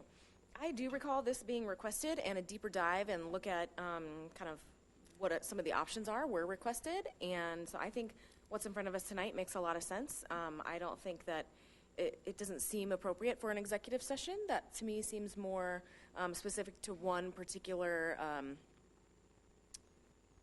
specific item, and I think this is a lot more general. So I don't think that it makes sense to do have this discussion in executive session. It has been requested of the staff to look at options for this, so I would be comfortable going forward on this tonight. Is there a motion? I'll make a motion that we table this and have it schedule an executive session for next week to discuss it. Is there a second? Actually, I'm going to second that because I do believe that it needs to be done this way. It's been moved and seconded to table this discussion until we can have an executive session. Councilmember Olsen. I think my question then has to do with, do you have information that is going to disagree with the district attorney, with another attorney's perspective, or is this something else? I have information that we have met with the district attorney. Who's we? Councilmember Barrentine and myself. When did this occur? Months ago. And have you talked to our city attorney about this? Yes. I guess then I would ask our city attorney, is there anything in particular that you think really requires us to do this? Because I'm fine doing it if I'm a little frustrated that the rest of us don't know this has happened.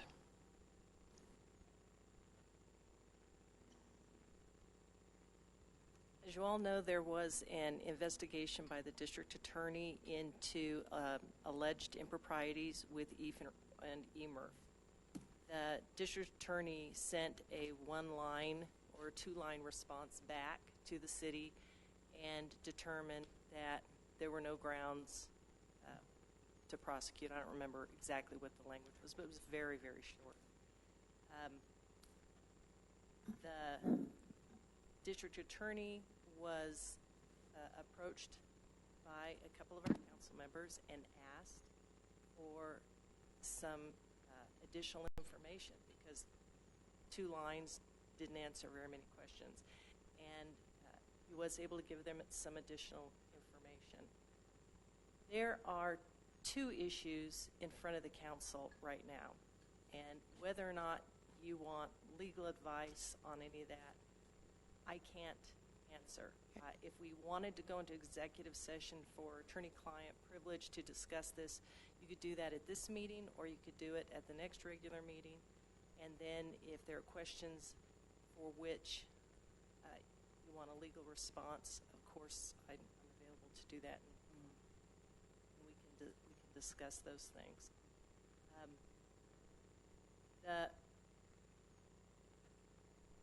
The request, and what I was looking into was what type of audit of EFR-EMERF might provide additional information about some of the questions the district attorney was looking at. And that is not my area of expertise.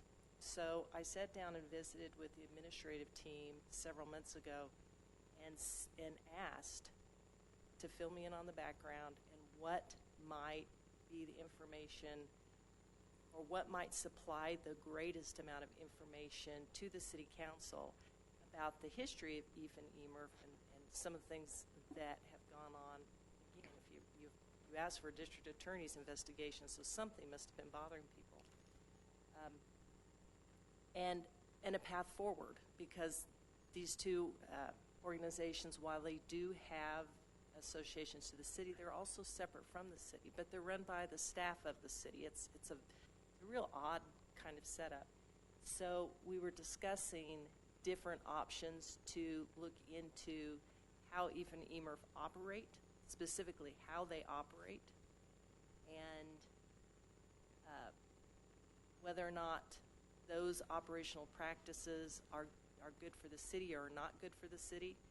And the administrative team visited about that, and the outcome of that was a determination that going back in time and redoing the established audits, it isn't going to provide us any information that we don't already have, but there was information that specifically was being asked for, which is what went on in the past and how do we move forward in the future, and how do we know what we're doing in the future.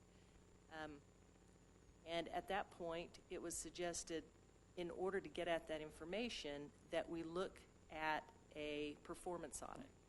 And I don't know if all of you are familiar with what a performance audit is, but a performance audit is going back in time, establishing what were these entities created for. Are they meeting their goals? Are they meeting their goals in a manner that is in accordance with what the city expects or wants? And moving forward, what is the best path forward? What are the options moving forward to make sure that the city's goals are being met? So with that in mind, I step back from the process because at this point it's not about law. And administrative team moved forward with looking at a performance audit. So I think what Mark is here to present tonight is that they found someone who can do a performance audit, and they want to talk to you about whether or not a performance audit is good for EFR-EMERF. Legal questions about the district attorney's report or any underlying concerns, it may or may not be separate from this question. That is for you as a body to decide. Thank you. Councilmember Martinez. Thank you. Well, I guess with that new information, I'm a little concerned that I'm very out of the loop on this. I didn't know that 2 members of our council went to talk to the district attorney about something specific like this, and then this is before us, and we don't all have the same information, so that I'm concerned about that. And part of the reason that we would like to meet with council is because we would like all of the council to have the information. The question became that the DA had the information for over a year, and we get back a little report that says there's nothing to be concerned about. And so we talked to the DA and got a 25-page report and read it and have some concerns. And nobody was doing anything. We actually did, I'm not going to go into any more. I really don't want to speak about this on the dais.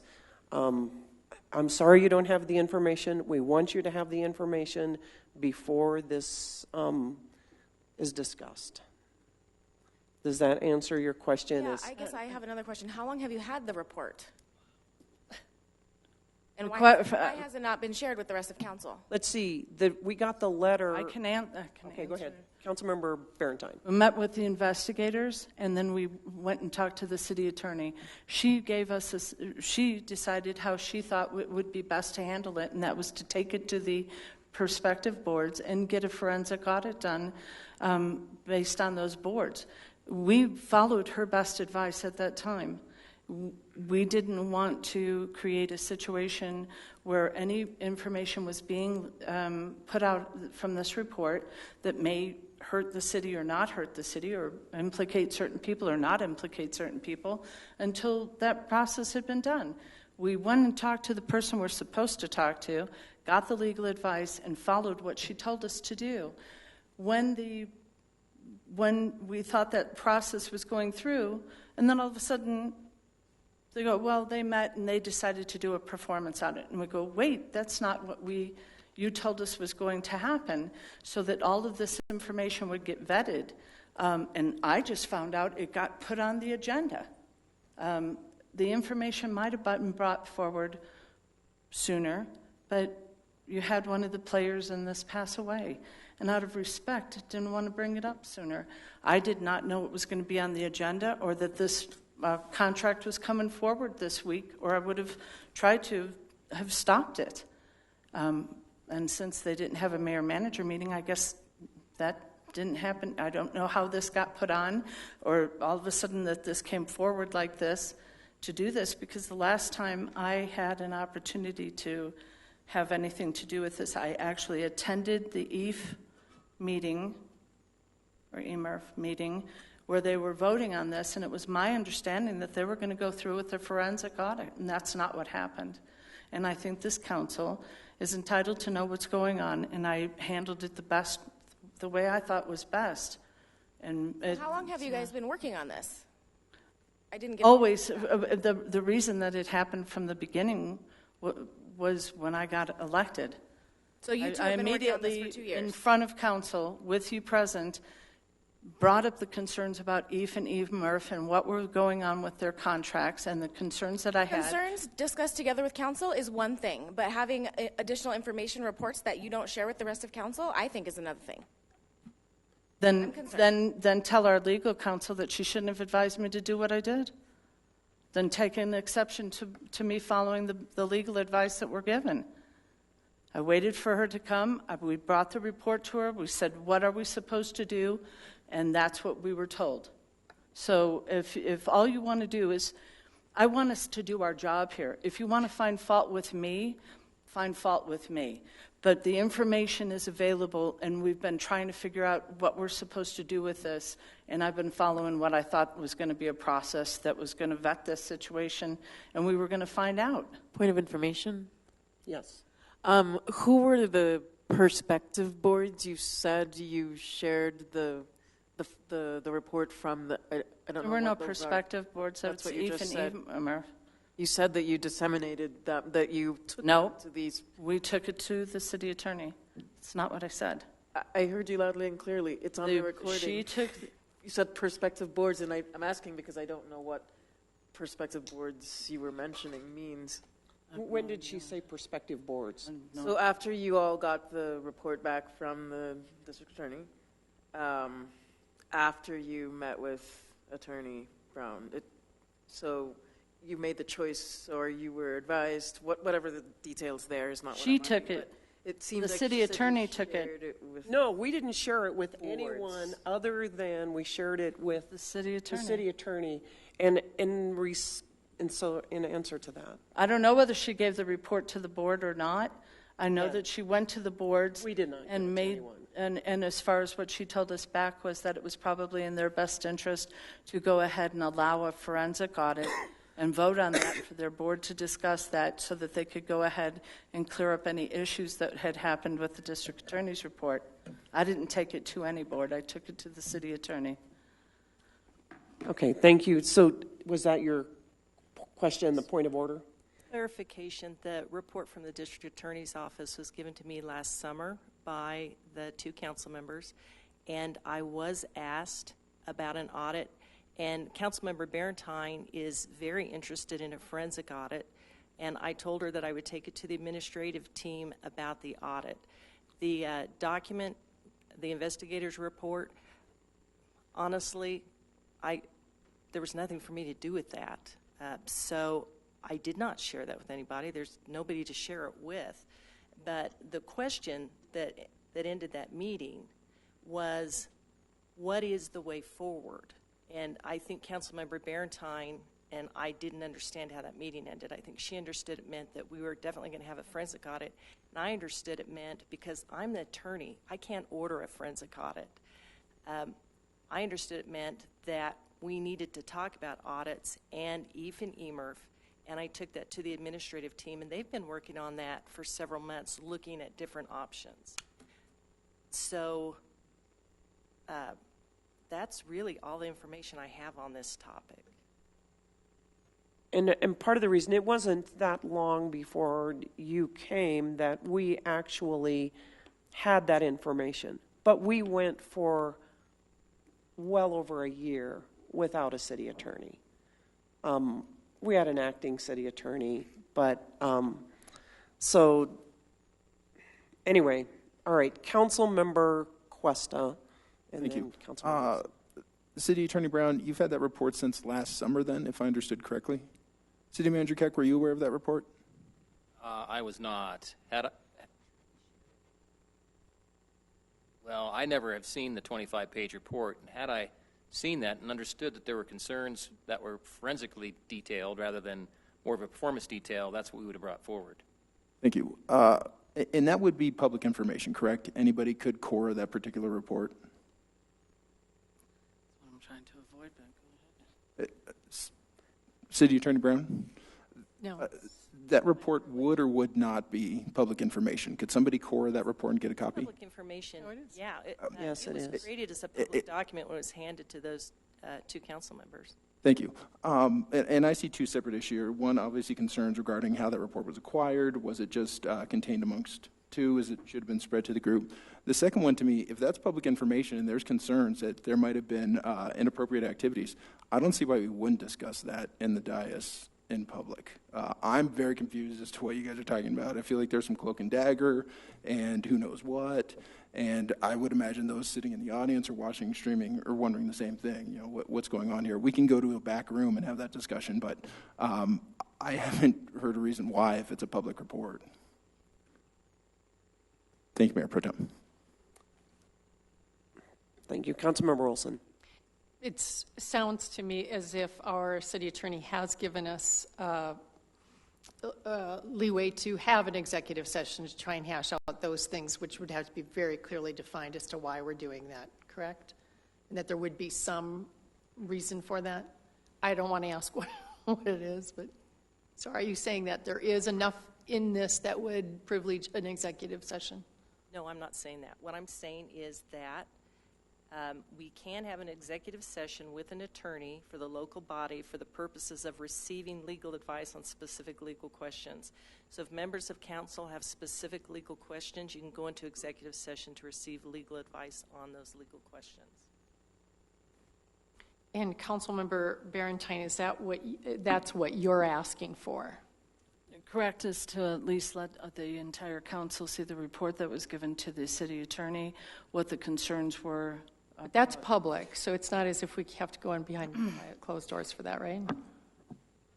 Now we found that out. I don't know that you'll come to that conclusion if you look at the report, that you might want to have, whether the report is public or not, our discussion about the report and whether to have the forensic audit or not may not be the best way to start it in public.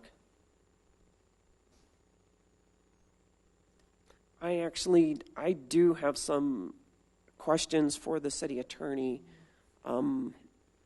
that I would like to ask in executive session regarding this report. Councilmember Olsen, please remember that it was not the council that requested the district attorney look at this situation. This request came from the city manager and the assistant city manager. It did not come from council. The council requested the information, was never given the information. The next day or the day after, it was handed over to the district attorney by the administration, not by this council. So the resulting report from that this council never ended up seeing, only the one-page report. And then once it was months later that I realized that there might be some additional information, and at CML asked the district attorney, and he put me in touch with the agent. It was quite some time after that original report came, and not that long after the city attorney came. I am telling you from the best advice that I can give that I think it would be only fair for you to at least see the information prior to making this decision and having all of this hashed out on the dais. I just think that was the most fair thing to do. I'm more than ready to have this. I've had a problem with it since I was elected. It happened because I brought up concerns about it, and I've followed through with it. So I'm good with that. I just don't think it's fair to the two new council people, and two people who haven't seen the report yet. I was following what I thought was the best advice of the city attorney, and it didn't go the direction I thought, and so I don't think you have all the information. So I'm only offering the best I can. And in all fairness, that may have been just a communication misunderstanding as far as that. Councilmember Olsen. Yeah, I wasn't actually done the last time around, but glad to hear that it is the information that you want us to see that is public, that there isn't anything else hiding in the bushes on it. It's that you want us to see the information that you were privy to, that we all didn't know actually existed. Yes. And that there's something about it that is legal or that you want us to discuss behind closed doors. So that's the question of whether or not, in my mind, I think Mr. Cuesta has mentioned the same thing, whether it warrants it or not. So when in doubt, I'm going to say yes, let's go to executive session next week. But I find this to be incredibly undermining of trust. And that, I remember a situation that happened several years ago where there was some question about whether or not fire department documents had been signed correctly or something, and until we got the right information, the mayor and I said, well, let's wait and get the information first before we start, and then we got berated for that. It was totally, and then it was brought up, but it was just, this is crazy. Let's have a conversation about how this happened and why you didn't bring it to us and say, hey, we had this conversation. We think there's something important going on here. I know that you think it's because the city attorney gave you advice on it, but I think we need to still figure out how to have a better conversation when things come up that some of us know that the rest of us don't know. It's my understanding that we always try and make sure everyone knows everything, and even if it has to be delivered in a confidential package. So well, I am fine with going ahead and moving us to executive session next week. Thank you. And actually, shall we do it next week, or do we have to wait for the meeting the following? You can only have executive session during either a regular or special meeting, since next week is a study session. Unless you called a special meeting, you could not have an executive. Right, so 2 weeks from now. Can we not do it tonight? Yes, you could do that tonight. Right now. The information isn't available. I don't think they have the reports, and quite honestly, I would like you to have the information so that you can disseminate it a little prior to the meeting. It is both the timeline and the information of what happened that are important in making this decision. Councilmember Wink. I just spoke. Oh, you just spoke? Yeah. Okay. Councilmember Martinez. I would just request that we get the full information prior to our discussion. I would like to read it before we discuss. Okay. Councilmember Cuesta. How many votes are required to go to executive session? Yeah, majority. 4. So we would vote on that the night of? I feel like we're making a determination now that we're going to go to executive session, and we haven't had a vote on it. Well, I think right now we're talking about making Motion to table it. to just schedule an executive session in a couple weeks. Do you know you'll have agreement that night to go to executive session, though? Yeah, that night we would have to. Okay. Yeah, have we to would have. have to vote. And I assume we'll all be receiving the report then? Yeah, I will visit with council members Barrentine and Russell to see if they have a clean copy, so that one of us can get a clean copy to you. What is not clean about your copy?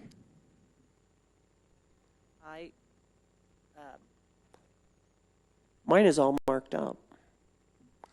Redacted or marked out? They're redacted. They're redacted, but. And I was trying to take notes to myself, trying to figure out what all that was, and it's just my thoughts, and it's inappropriate for me to distribute that. I didn't make 2 copies because it was just me trying to figure out what it said. So I'll see if I can find I don't have a clean copy. the original email copy. I'll see if I can find that. Okay. Thank you, Mayor Pro Tem. All right. You're done, Councilmember Cuesta? Yes. Thank you. Councilmember Olsen? Member Quest, you may have been heading down a road that I'm thinking about now too. You can tell me if it's true or not. I'm thinking that I would like to see this document if it's a public document, and if I'm looking at it and don't see any reason to not have an executive session, then I would not want to go to that week. If it's a matter of us disagreeing with the district attorney, that's not my place. So I'm fine to read it and have an executive session time set, knowing that we may choose not to go into it because we got the information we needed. I don't know if that's what you were alluding to, Mr. Cuesta. I'm certainly not committing to an executive session now. I'm happy to take the vote when the time arrives. Okay. Thank you. So there is a motion and a second to table this. Is there any discussion? If not, please vote.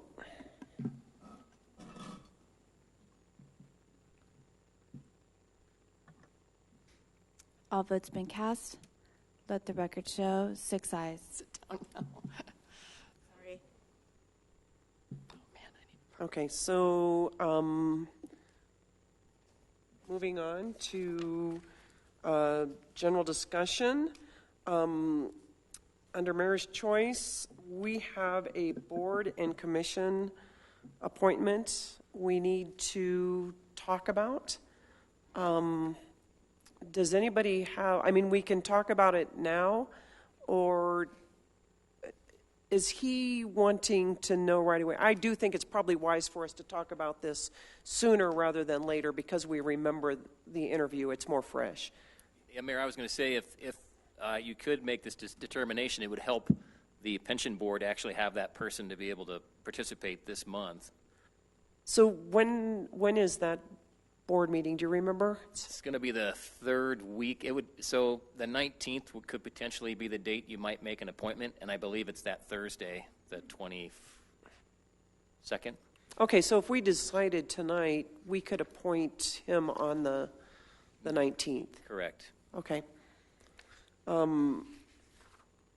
Is there any discussion?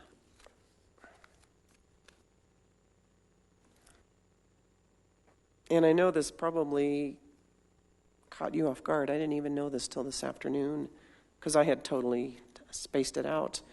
Councilmember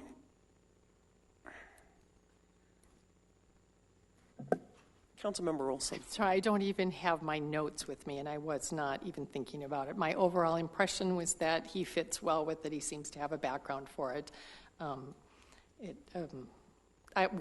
do have a nervousness about it, and I know I wrote this down in a little bit more probably reasonable, eloquent way than I might be thinking right now, but I do worry a bit that he somehow thinks that our staff aren't doing what they're doing. Hopefully he can come on board with realizing, no, the staff have been doing what they're doing. We just need other eyes from the community on this too, and it's really wonderful that he actually has this background too, which isn't always the case for people on that. It's a hard board to serve on, so I would be positive about putting him on. Okay, and I mean, we actually could wait until the study session next week. No. Would Councilmember Barrentine? I don't think we'd be able to vote on him at the study session next week, so we would need to do it now if he's going to go ahead and make the next meeting. And I think that was the intention of doing it, an off interview so that we could go ahead and make sure that that board was staffed. I appreciated his kind of a little bit more watchdog attitude, and I really like that, especially after doing my first police or fire pension that I was on. Yes, it can be very confusing, and they're going through a lot of information, and he seems to be right up to speed with that, along with the concerns that were brought up at those meetings about exactly how those things are being handled and the problems that other entities are having, and he seems to be up to speed with those concerns, and I think that's important. Nobody wants to go woulda, coulda, shoulda after the money's gone, and I appreciate that he would be diligent and look at that. I don't think it's trust but verify, and he seems to be pretty diligent about making sure that that would happen. So I would like to just go ahead and get him put on. We could vote on him tonight so that that board's got that. He's not the only person on there, and I think that that voice would be good. And if he was somewhat challenging to the entities that we've hired for their decision making, then that'll be even better discussion.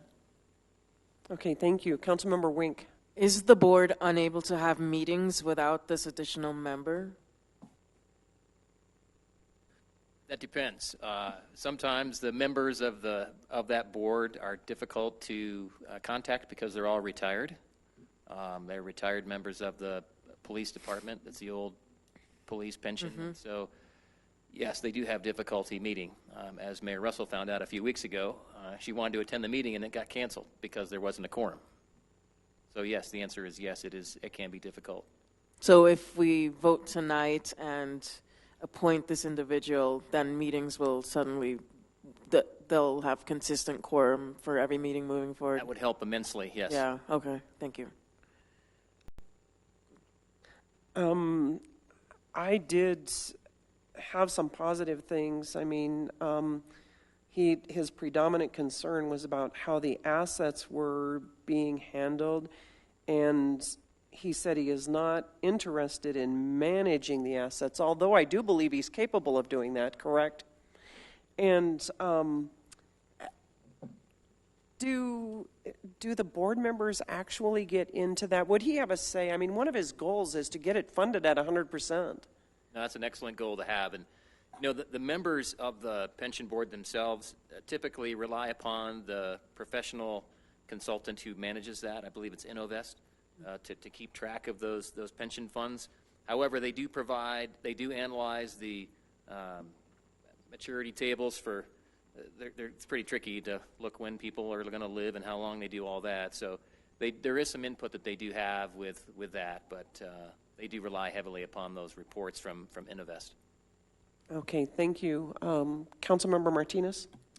Thank you. I think the individual would be a good fit for the two boards and commissions. However, I don't want to get in the habit of interviewing folks one-off for the boards and commissions. I'm kind of uncomfortable with that, so. I absolutely agree, and I think part of the reason that we agreed to do this is because of that. It's very difficult to find board members with that expertise. Councilmember Cuesta. Thank you, Mayor Pro Tem. I liked him a lot. I've met him a couple times prior. I think both his head and heart are in the right place. I do think he has the vocational background to handle it, and I think his discussion of just making sure that the folks who take care of Englewood are taken care of as well is, you can't find a better motivation. So I'd certainly be happy to support him. Thank you. Thank you. Councilmember Wink. I would be okay supporting him as well. I'm uncomfortable speaking because I don't have my notes with me as well, and it's not so fresh in my mind, the notes I took and the thoughts and considerations while he was interviewing. But if we have a timely consideration, then I'm okay voting tonight. Okay, thank you. I appreciate the input, and I do appreciate Councilmember Martinez's concern, because I don't want to get in the habit of interviewing people in between time, but I felt like this was important. So do I have a motion? Councilmember Cuesta? I'll make the motion. To approve Eric Broda? I make the motion to approve Eric Broda. Okay. And is there a second? Second. Is there any more discussion? If not, please vote.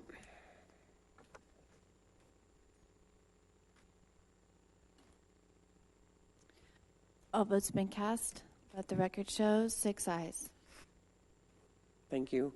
Mr. Wolf, would you like to come back up and we could finish our study session? Can we take a quick 5-minute recess? Yes. Sorry. 5-minute recess. Stand there if you're standing.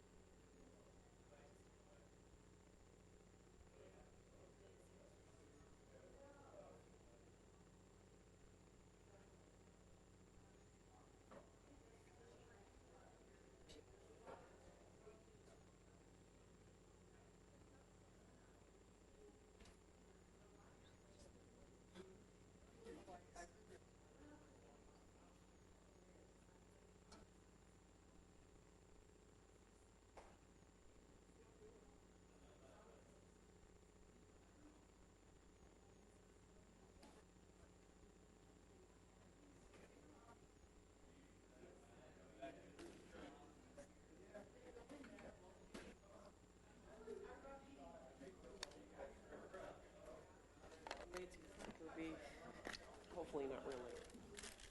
We're almost. What does that mean?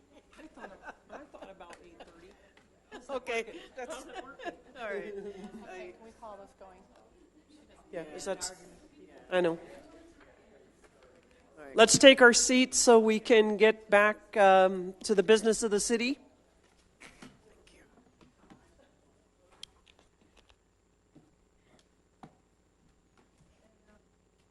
Councilmember Barrentine, your presence is requested.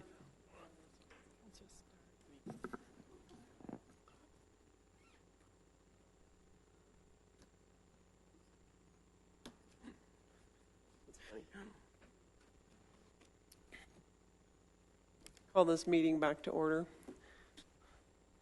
I think we're ready. All right. So I'm addressing the community workshops related to your strategic plan development. Apologies for the first slide in your packet. It says March 5th. It's not tonight. It's Thursday, March 15th. So that's Wednesday, March 7th at Englewood's Finest Alternative High School. I think we're in the auditorium. And Thursday, March 15th at Swedish Medical Center in the Pine Room. Those are our two locations. So what I've tried to do is capture our discussion from last week, put together an agenda for the community workshops, ask for your assistance formally, really give you one last opportunity to say, yep, that's what we wanted, or if you have any last-minute tweaks, I'm happy to do so. So essentially, the proposed agenda is to have, well, to start, I think it would be nice to have 3 different council members facilitate each night. You can do it another way if not all of you feel comfortable facilitating a larger group. Totally understand that as well, but I thought it would be nice to have all of you up there. I am happy to help with kind of here's a guide, here's who leads this agenda item at the beginning, have you introduce yourselves and just say, hey, this is why we're here, this is why we're doing it, this is what's important to me to get out of the evening, all that kind of good stuff. So that would be the first part, welcome, introduction, ground rules for the evening, I'll speak at once, all that kind of stuff, play nice. Then to individual brainstorming, starting with the list of questions adapted from the questions that I asked all of you and reported out on, doing a similar strengths, weaknesses, opportunities, threats, and looking also at themes for 2018. Print out those questions or put them up on a board and allow each person to kind of think for a few minutes, write down some thoughts, and reflect individually before we get into small group activity. Small group activity, maybe 4 to 5 people in each group, share their answers, talk through it, come up with, as a group, what they'll be reporting out on in each of those different areas, capturing them on our big sheets of sticky notes on the wall so everybody can see them, and have some discussion around that. Next would be a large group activity. I think it would be nice to show the community what you all came up with those 5 big picture goals, and to say, okay, now in the context of what the small groups came up with and what council's first crack at this is, what is your reaction? What's missing of these? What do you find really important? Where is their alignment with what we've kind of worked through this evening? And then that would culminate into Q&A. So that kind of town hall type of style that a few of you asked for. So in essence, we're kind of going from that individual reflection to the broad group and then kind of close it out from there. Here are your next steps, and we'll be reporting back out to the community, as we develop the plan, that type of thing. So that's generally what I've come up with, tried to capture all the thoughts from yesterday. I'm assuming that this will take, hour and a half, 2 hours probably for the workshop when it's all said and done, depending on attendance. Be quick if we only have 5 people. Tell your constituents that these are happening. But other than that, I'm happy to take feedback, make some tweaks. Any other thoughts you might have? Councilmember Olsen. Thank you, Mr. Wolf, for sticking around. And so given our conversation in the study session earlier about the public improvement projects, I am concerned. I think we're giving you mixed messages because we've asked you to make this really open, don't come with any preconceived kind of notions and ask for feedback. And yet in there tonight we were talking about this long list of projects and wanting to get community input on it. So do you see any way to be able to do that in a group of that size? And I mean, who knows who's going to come either? We don't have any clue, do we? There's no RSVP mechanism at this point. No, we haven't asked for RSVPs. I would just say on capital needs, we have tried to keep this fairly broad to say, you all said infrastructure and infrastructure funding was a concern. So that was reflected in just having a theme or a goal of reliable infrastructure. We could certainly have on hand the 5-year capital improvement plan. We have those updated numbers. I think we want to try to separate between what is a strategic plan, which should be big picture, broad, and what is more of the budget conversation about what's proposed for the 2019 budget, what's proposed for the 2019 to 2023 capital improvement plan, which would be later this summer. Yeah, I would get really nervous about trying to go through that with a group and having it get so sidetracked on, well, obviously a crossing at this is not as important as the roof of this or something like that. I don't know if there's a way we can bring it to that higher level and say, what are the priorities, or we tell them what we think the priorities are and then get a reading from that. Otherwise, I like this. I think it's a good approach to it. We can hit some of the just brush on those 5 areas, not to prescribe what is in those goal areas because you all haven't decided that, the community hasn't had a chance to weigh in on it, but to say reliable infrastructure speaks to our capital needs. Mm-hmm. Here's our 5-year capital improvement plan, here's what's currently funded, projected to be funded, and here's what's not, without getting into here's the ranking of the 20 projects and these 5 didn't make it. Right. I really like that. I would like to have that information available, though, because I do think some people think that all, whatever millions of dollars that is, are all like something's going to fall apart with a bridge tomorrow, that they're all projects like that. No, some are aspirational things that we just really want to do, like a crossing at the Gothic or other kinds of things. So I think I would like the public to see that at that setting, if it pleases the rest of council. I think it makes sense. Councilmember Martinez. Thank you for all the work that you've done that's helping us through this. I would prefer to keep it big picture. I think, that's really the information we're looking for is, the big picture items, what our community cares about. And I think we can dig a little bit deeper after we get that feedback at both of these events on what makes sense. They say we care about parks. Obviously, we'll do the park thing. If they care about infrastructure more, we'll, prioritize those things. But I think it would be good to have that on hand if folks do want to look at our full list, and if it helps them get context around, kind of the things that we're talking about, I think it would be good to have that. Next question is, how do you think it would be best for us to, document the feedback from the public on this? I know we're going to write things on paper and bring them back, but what do you think? So for the small group activity and the large group feedback is just capturing on the wall. We have these large sticky notes. You've seen me use them in other settings to capture just notes and from the whole group. That will be helpful. Take pictures of that. Make sure we write up notes.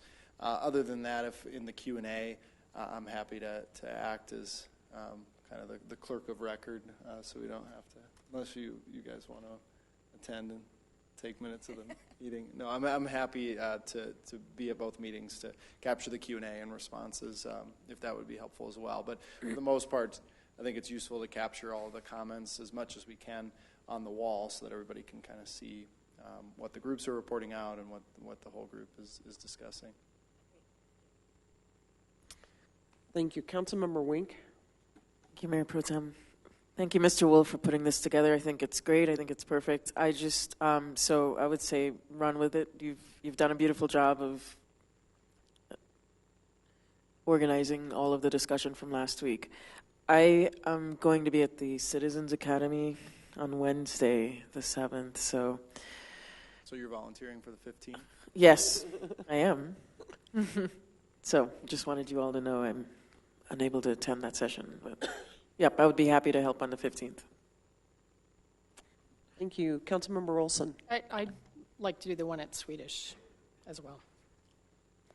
Thank you. Councilmember Barrentine. I agree with Councilmember Martinez. I really do want to try and keep this a little more bigger picture, because that was the intent, was to try and see if, given the parameters that we were given, whether people came up with the same kind of issues that we came up with and goals in order to do the strategy so that we weren't leading them too much. So I think that would be, that's a good way to handle this. I think we'll get a little bit more, less of a feel that we've led them into just agreeing with what we wanted, and we may actually get some feedback that we hadn't thought of before, so I would agree with doing it like that. Thank you. Councilmember Cuesta. Thanks for the work on this, Mr. Wolf. I'd be happy to, I'll attend both certainly, but I'd be happy to lead in the Wednesday session at Englewood's Finest. Are you aware of the room we're using yet? Will the room lend itself to what we're discussing here, the small group activities, the larger group activities? Sometimes, I know this is very basic, but just the seating, will everybody be comfortable? Will everybody have space? Has that been coordinated? I think the auditorium will present some challenges just because of the space, but we'll make it work. We've reserved the room early, so we'll kind of scout it out and figure out what makes sense. Okay. Thank you. Councilmember Barrentine. How are we getting the information out again? I mean, it's such a short turnaround time. How are we doing? Yeah, we've been pushing it on social media as best we can. It's also in the Citizen magazine as well. We'll do another blast out tomorrow, remind folks, and I'll check on it. I believe we've posted on Nextdoor, but if we haven't, we will also do that as well. Is the blast that you're doing, could you just make sure that you copy us? Yes. Through the email on council so that we see that. Maybe we could put that forward too. Yes, I'd like that. Will do. I'm going to send it out. Thank you. Yes, if you do send it to all of us, then I could just distribute it to my email list also. Councilmember Martinez. I was going to say I will also attend both events, but I would be happy to help facilitate the one at Swedish as well. Councilmember Olsen. And I'll be at both, so if there's somebody gets sick or something, I'm fine to help at both, but just because Swedish is in my neighborhood, I would prefer to do mine. Okay. I will be at both. I will help on Wednesday night. Great. And I like the big picture idea, keeping it similar to what we had. Thank you.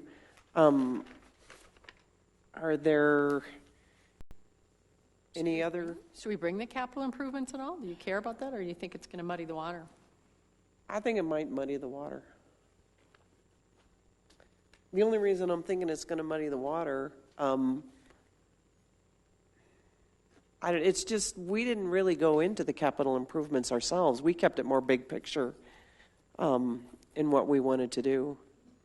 My only concern is that citizens hear these numbers thrown around and they think like we are falling apart in a handbasket. And when you start to look at some of them, they can be prioritized very easily, with some of them not needing to be done right away. But that would be the only maybe to have on hand. But I agree. I think it would be just disastrous if we went down that road. But I heard when we were in there a little bit more about wanting to get feedback, and maybe it was just the manager. I think it was just talking about wanting more direction. But okay, Councilmember Barrentine. Well, I'm a little confused now. I mean, we set this up a couple of weeks ago, and I thought it was based off of the interviews you had done with us, that's we're following through with that strategic plan. And just because in the meantime we talked about the capital improvements, it seems to have already changed focus, and it's not a capital improvements priority list meeting. I mean, I didn't think that's what this whole thing was about. So I want to make sure that we that's exactly what I want to stay away from, is that it's getting funneled down to that all of us we're doing Okay, that. All right, thank you, Councilmember Barrentine. It is big picture, right? To be clear, this is your strategic plan, and it is big picture, taking those big themes and goals. I think your 5 themes, but not prescribing to the public, getting feedback from these 2 sessions in the community. Then I would agree that we not have the capital improvement plan. Sure, and we can just okay. that information. I think what City Manager Keck was getting at earlier was simply getting direction from the council on how to prioritize the capital projects, because we brought forward the list of projects that were included on the capital improvement plan going back last year that were unfunded. Now, there were a few changes that he described. I think what he was saying is if the council's wish is to not fund those at this time, then how do we prioritize going forward? And in that discussion, capital improvements was a part of all of your thoughts in our interviews. So then how do we tee that up with the community going forward in developing a capital improvement plan that is meaningful for us at a staff level to prioritize based on public input? Yeah. Okay, and that's good at this. Right. All right, thank you. Councilmember Martinez. I just want to say, and since we're beating a dead horse, I just want to be clear that I think we'll be able to prioritize after these 2 sessions. I think it'll be easier for us to give priority. So. All right. Thank you very much. Last thing is just to clarify. So I've got Questa and Russell. Can I assume, Councilmember Barrentine, you're okay with helping out on the 7th then, just with the facilitation? And then I have Wink, Olsen, Martinez on the 15th. That's Wednesday, this Wednesday. Is the Urban Renewal Authority Board meeting? I'm missing a Culture Arts Commission meeting too. Okay, so it's Wednesday. I'll have some talking points just to kind of work through the agenda for everybody, for whomever is available. Okay. But we'll be ready. Either All right, I appreciate that. And actually, Councilmember Barrentine, you're free to go to whichever one, because I've heard council members coming to both. So thank you very much, Mr. Wolf. I greatly appreciate it. By Wednesday. I think we will. All right. Okay. Council member's choice. Who would like to start?